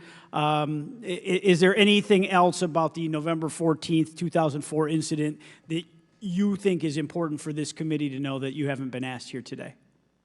No, it's been said it's probably the most credible UFO sighting in history based on all the sensors that were tracking it, and then for us to get visual and to go against the naysayers that it's something on the screen or whatever. I mean, there's 4 sets of human eyeballs. We're all very credible. Of the 6 of us that were involved in the thing, including the video, every one of us is going to do 20-plus years in the military in very responsible positions. So I'd say the world needs to know that. It's not a joke. Well, thank you very much for your testimony here today for all of you, and I yield back, Mr. Chairman. Mr. Ogles. Thank you, Mr. Chairman, and thank you all for being here and the courage it took to come forward and again, the sacrifice that each of you have made. I serve on the National Security Subcommittee for the Financial Services Committee, so I really want to stay in the national security lane, if I may. So when we think about traditional adversaries and both us towards them and them towards us, we probe their capabilities. We look for weaknesses, and we collect that data, that reconnaissance for in the event we need it in the future. For each of you, yes or no question, based off of your own experience or the data that you've been privy to, is there any indication that these UAPs could be essentially collecting reconnaissance information? Mr. Graves? Yes. Mr. Grush? Fair assessment, yeah. Mr. Fravor? Very possible. Again, in the national security vein, is it possible that these UAPs would be probing our capabilities? Yes or no, Mr. Graves? Yes. Grush? Yes. Fravor? Definitely. Is it possible that these UAPs are testing for vulnerabilities in our current systems? Yes. Yes. Possible. Do you feel, based off of your experience and the information that you've been privy to, that these UAPs provide an existential threat to the national security of the United States? Mr. Graves? Potentially. Yes, sir, potentially. Same answer, potentially. Yeah, I'd say Fravor? definitely, potentially. Mr. Graves and Fravor, in the event that your encounters had become hostile, would you have had the capability to defend yourself, your crew, your aircraft? Absolutely not. Sir? No. Is based off of the information that you've been privy to, is there any indication that these UAPs are interested in our nuclear technology and capabilities? Yes. By external observation, sure, that could be a fair assessment, yeah. Yes. Is there any indication that the Department of Energy is involved in UAP data collection and housing? I don't have an answer. I can't confirm or deny that in a public setting. And could you do it in a secure setting? Yes. Mr. Fravor? No, I don't know. Mr. Chairman, I think I'm the last member to go, but there clearly is a threat to the national security of the United States of America. As members of Congress, we have a responsibility to maintain oversight and be aware of these activities so that, if appropriate, we take action. I would encourage the chairman to demand that we have any and all, but in particular Mr. Grush, talk to us in a skiff. And if that access is denied, I will personally volunteer to initiate the Holman Rule against any personnel or any program or any agency that denies access to Congress. Mr. Chairman, with that, I will yield the remainder of my time to my fellow colleague from Tennessee, Mr. Burchett. Thank you, Mr. Chairman. Thank you, Mr. Ogles, for the great questions, brother. Mr. Grush, I might have asked this before, but I want to make sure. Do you have any personal knowledge of someone who's possibly been injured working on legacy UAP reverse engineering? Yes. Okay. How were they injured? Is it something like a radioactive type situation or something we didn't understand? I've heard people talk about Havana syndrome type incidences. What was your recollection of that? I can't get into specifics, but you could imagine assessing an unknown unknown. There's a lot of potentialities you can't fully prepare for. How do you think we ought to handle UAP whistleblower complaints like yours in the future? Yeah, there was some issue with mine. So, PPD 19 process, it goes to the Intel committees, either through PPD 19 or ICD 120. There's not a good way for the Intelligence Community Inspector General to provide that to other committees. And I asked my information to be sent to the House and Senate Armed Services Committee because there are Title X equities at play, but there was no smooth process to do so. Yeah. It's a trash can. Are you aware of any individuals that are participating in reverse engineering programs for non-terrestrial craft? Personally, yes. Do you know any that would be willing to testify if there were protections for them? Certainly closed door and assurances that breaking their NDA, they're not going to get administratively punished for so. Yeah. I yield, Mr. Chairman. Thank you. I'm going to do something a little bit out of the ordinary here. We're going to give 3 people a chance at an additional 3 minutes. So, Mr. Burchett, do you want to keep going? Why don't you come back to me, Mr. Chairman? Ms. Luna, if she's is she on that list? Sure. Chairman, I'd like to submit for the record an article by News Nation, and it follows Mr. Grush's full interview for the record. Without objection. Thank you. Mr. Grush, why is it that you refer to the phenomenon as non-human intelligence? Why deviate from the basis of extraterrestrial life? I think the phenomenon is very complex, and I like to leave an open mind analytically to specific origin. When you say specific origin, are you referring, can you elaborate on that for those that might not? If it's a traditional extraterrestrial origin or something else that we don't quite understand from either a biological or astrophysics perspective, yeah, I just like to keep an open mind on what it could be, yeah. Okay, and referring to your News Nation interview, you had referenced specific treaties between governments. Article 3 of the Nuclear Arms Treaty with Russia identifies UAPs. It specifically mentions them. To your knowledge, are there safety measures in place with foreign governments or other superpowers to avoid an escalatory situation in the event that a UAP malevolent event occurs? Yeah, you're referring to actual public treaty in the UN Register. It's funny you mentioned that. Yeah, the Agreement on Measures to Reduce the Risk of Outbreak of Nuclear War signed in 1971. Unclassified treaty publicly available. And if you cite the George Washington University National Security Archives, you will find the declassified in 2013 specific provisions in the specific red line flash message traffic with the specific codes pursuant to Article 3 and Article, also Situation 2, which is in the previously classified NSA archive. What I would recommend, and I tried to get access, but I got a wall of silence at the White House, was those specific incidents when those message traffic was used. I think some scholarship on that would open the door to a further investigation using those publicly available information. Thank you. And then my last question with 51 seconds remaining.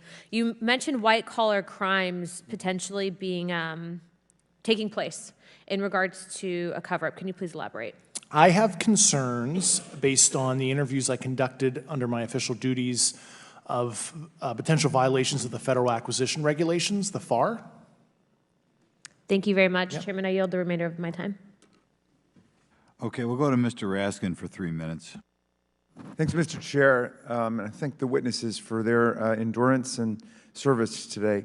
Mr. Fravor, you've described your episode in detail now, and you call it the most credible UFO sighting in history. But I wonder, was this the first time that you encountered a UFO or a UAP in 2004? Yes. And what was your general attitude or perspective on the UFO discussion before that happened?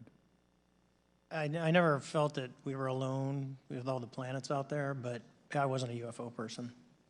I wasn't watching History Channel and MUFON and all that.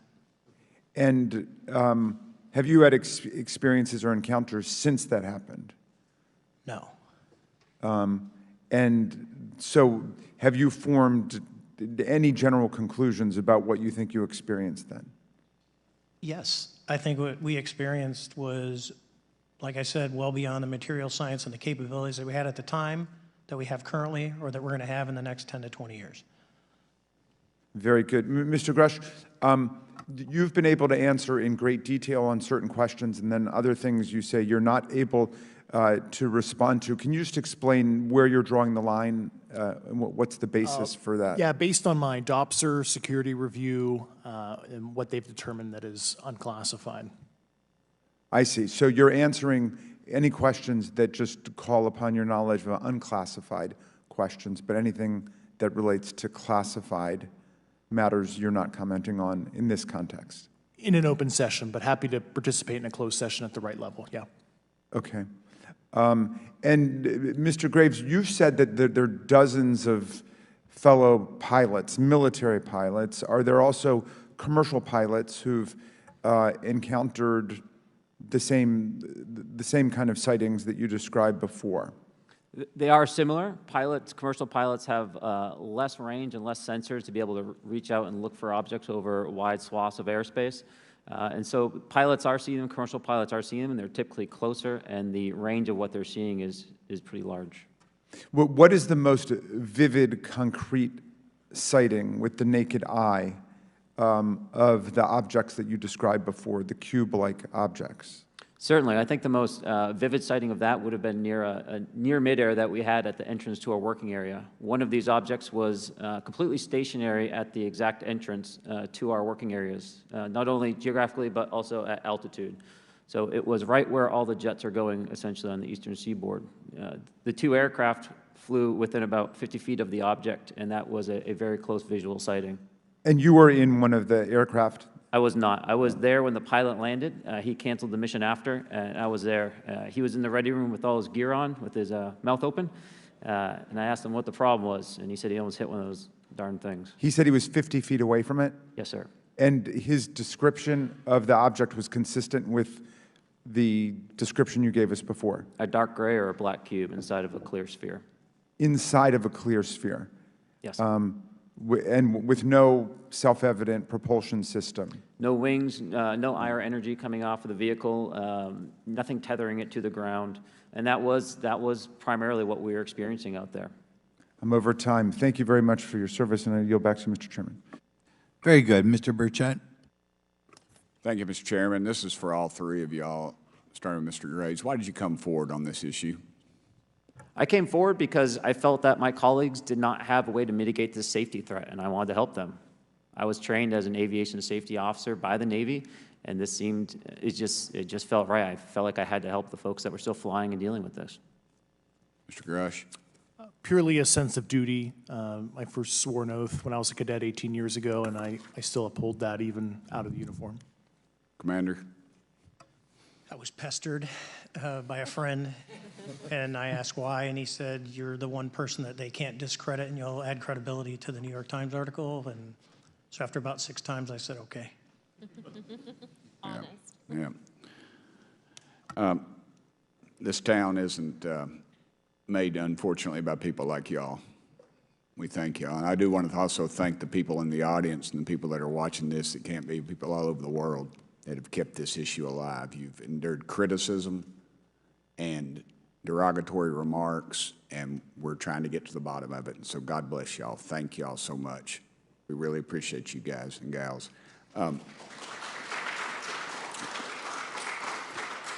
That's why we need term limits. Y'all keep clapping, us politicians just keep talking. So let me ask y'all, how can the public contribute to UAP reporting, and what avenues you think are available to the public to report these sightings?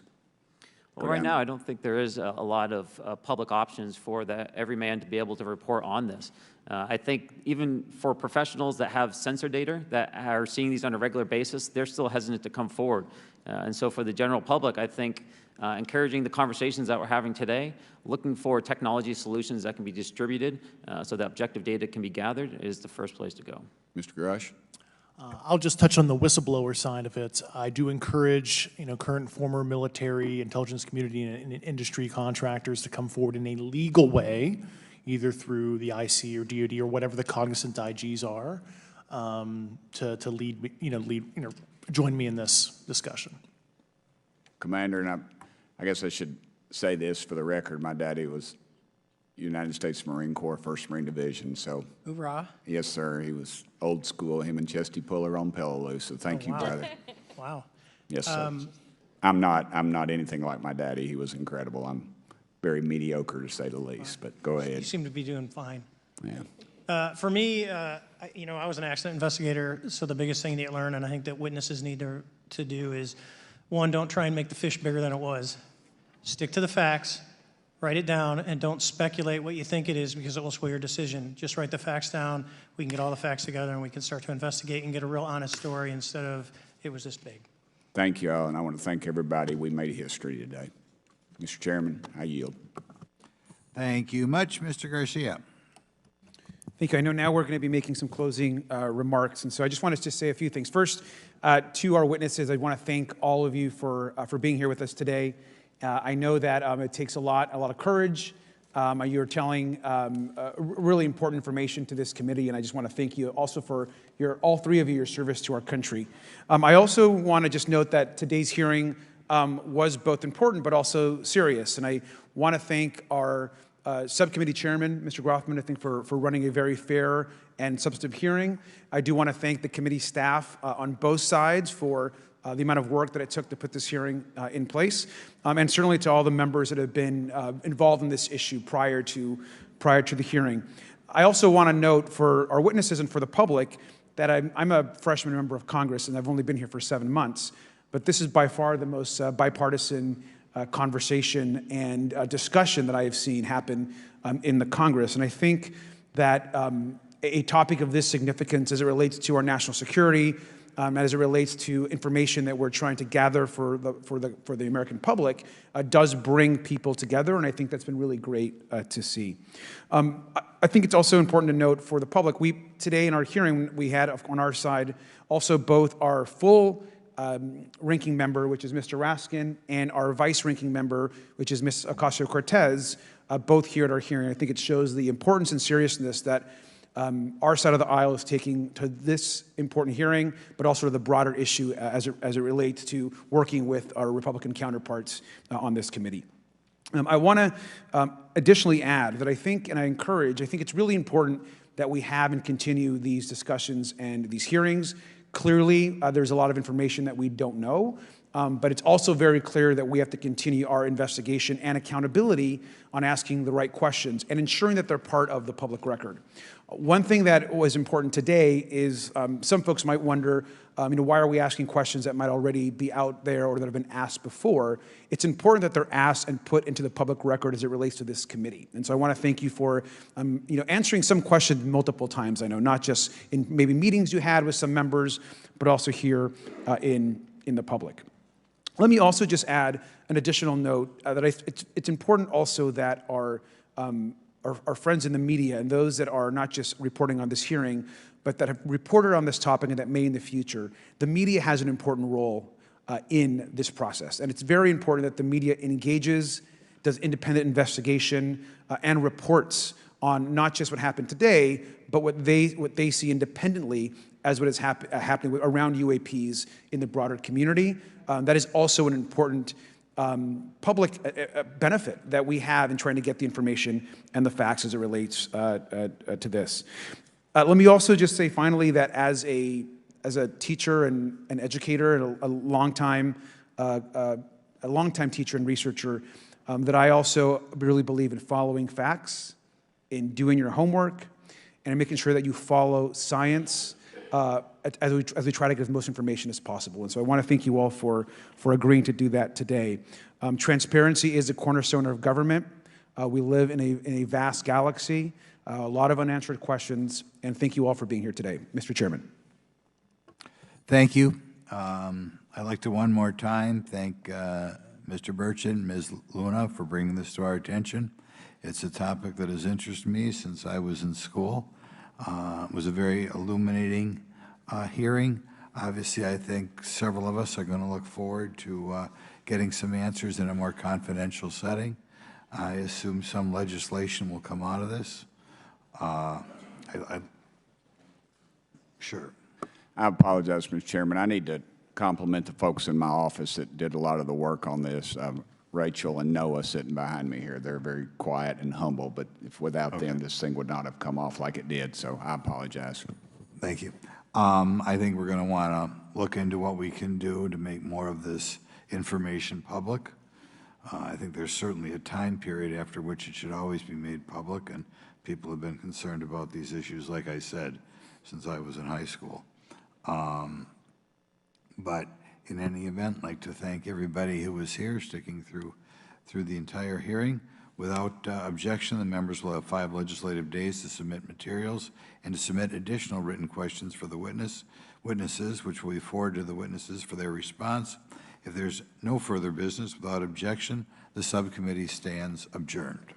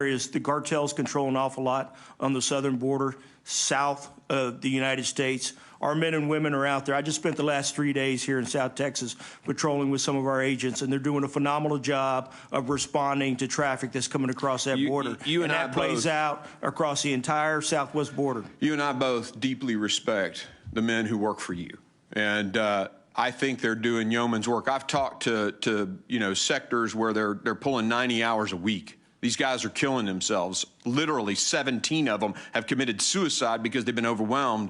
Why is this huge surge here? What's the cause? What's the difference? You were here under the last administration, during COVID, all the excuses that have been given. So what changed? Several things have changed, I think, across the world, if you think about it this way.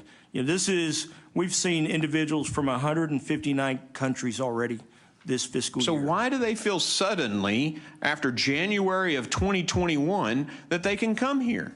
I would think that we have what we call push and pull factors. Some of those push factors are certainly going to be economic conditions in their host countries. Those were there before, yes, Chief. Sir. I mean, they were there before. Hurricanes happened in Central America before. What changed? I think as you look at the U.S.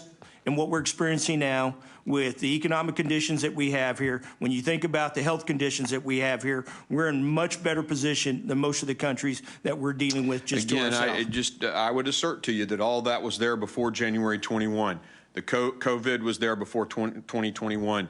The economic challenges were there before 2021. I would submit to you that it's 2 things, and your sector chiefs have told me what they are. One, they're the policies and those policies came from the promises the president made during his campaign. And two, the State Department has allowed the return agreements to expire. Not renegotiating those agreements has prevented ICE from being able to send people back. Is that not correct? I will tell you, our inability to repatriate individuals to certain countries is a tremendous challenge for us, and I would agree with that. On the administration. Thank you. I yield. I've taken a little extra time. My apologies to my colleagues. I'll now recognize Mr. Higgins for his comments and questions. Director Kagan, it's good to talk to you, sir. God bless you. I hope you and your family are well. I'm going to talk to you about China and Chinese nationals crossing the border and HSI's involvement regarding those individuals. It's noted that there's an increase in Chinese nationals apprehended at the southwest border, and we know that many of the precursors that are used to create fentanyl are made in China. A lot of fentanyl entering our country originates in China. And now we're seeing an increase in Chinese nationals being captured, which means there's an increase in Chinese nationals that are not being captured. It's been presented to me, it's been posited that the Chinese that are effectively evading law enforcement at the border and entering into our country recognize that over the course of the next couple of years, Republicans are going to take very aggressive actions to gain control, operational control of our border, and shut down this wide open trafficking that they're currently enjoying. So it's been posited to me that Chinese nationals that are crossing into our country include scientists that are coming into America to connect with established criminal networks to bring their laboratory, to build laboratories here. Are Chinese nationals, is HSI looking into this, are Chinese nationals entering America illegally to connect with established criminal networks and bring their laboratory capabilities here into the continental United States because they know the day is coming where we'll have a Republican president and we'll regain control of the border?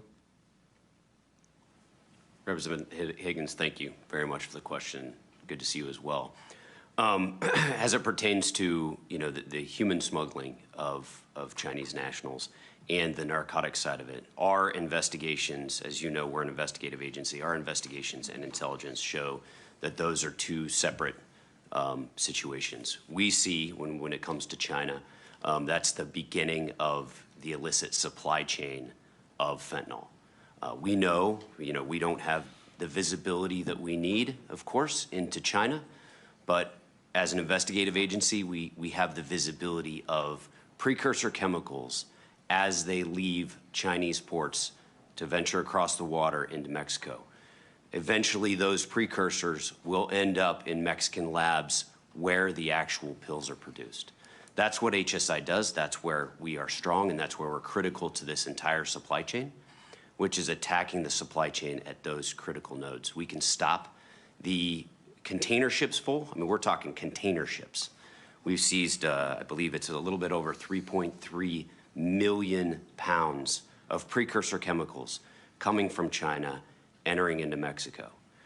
When those precursors enter into Mexico, what we do is try to stop them from getting into the labs in Mexico where it's synthesized, right? That's where the drugs are produced. That's where the cartels are producing it.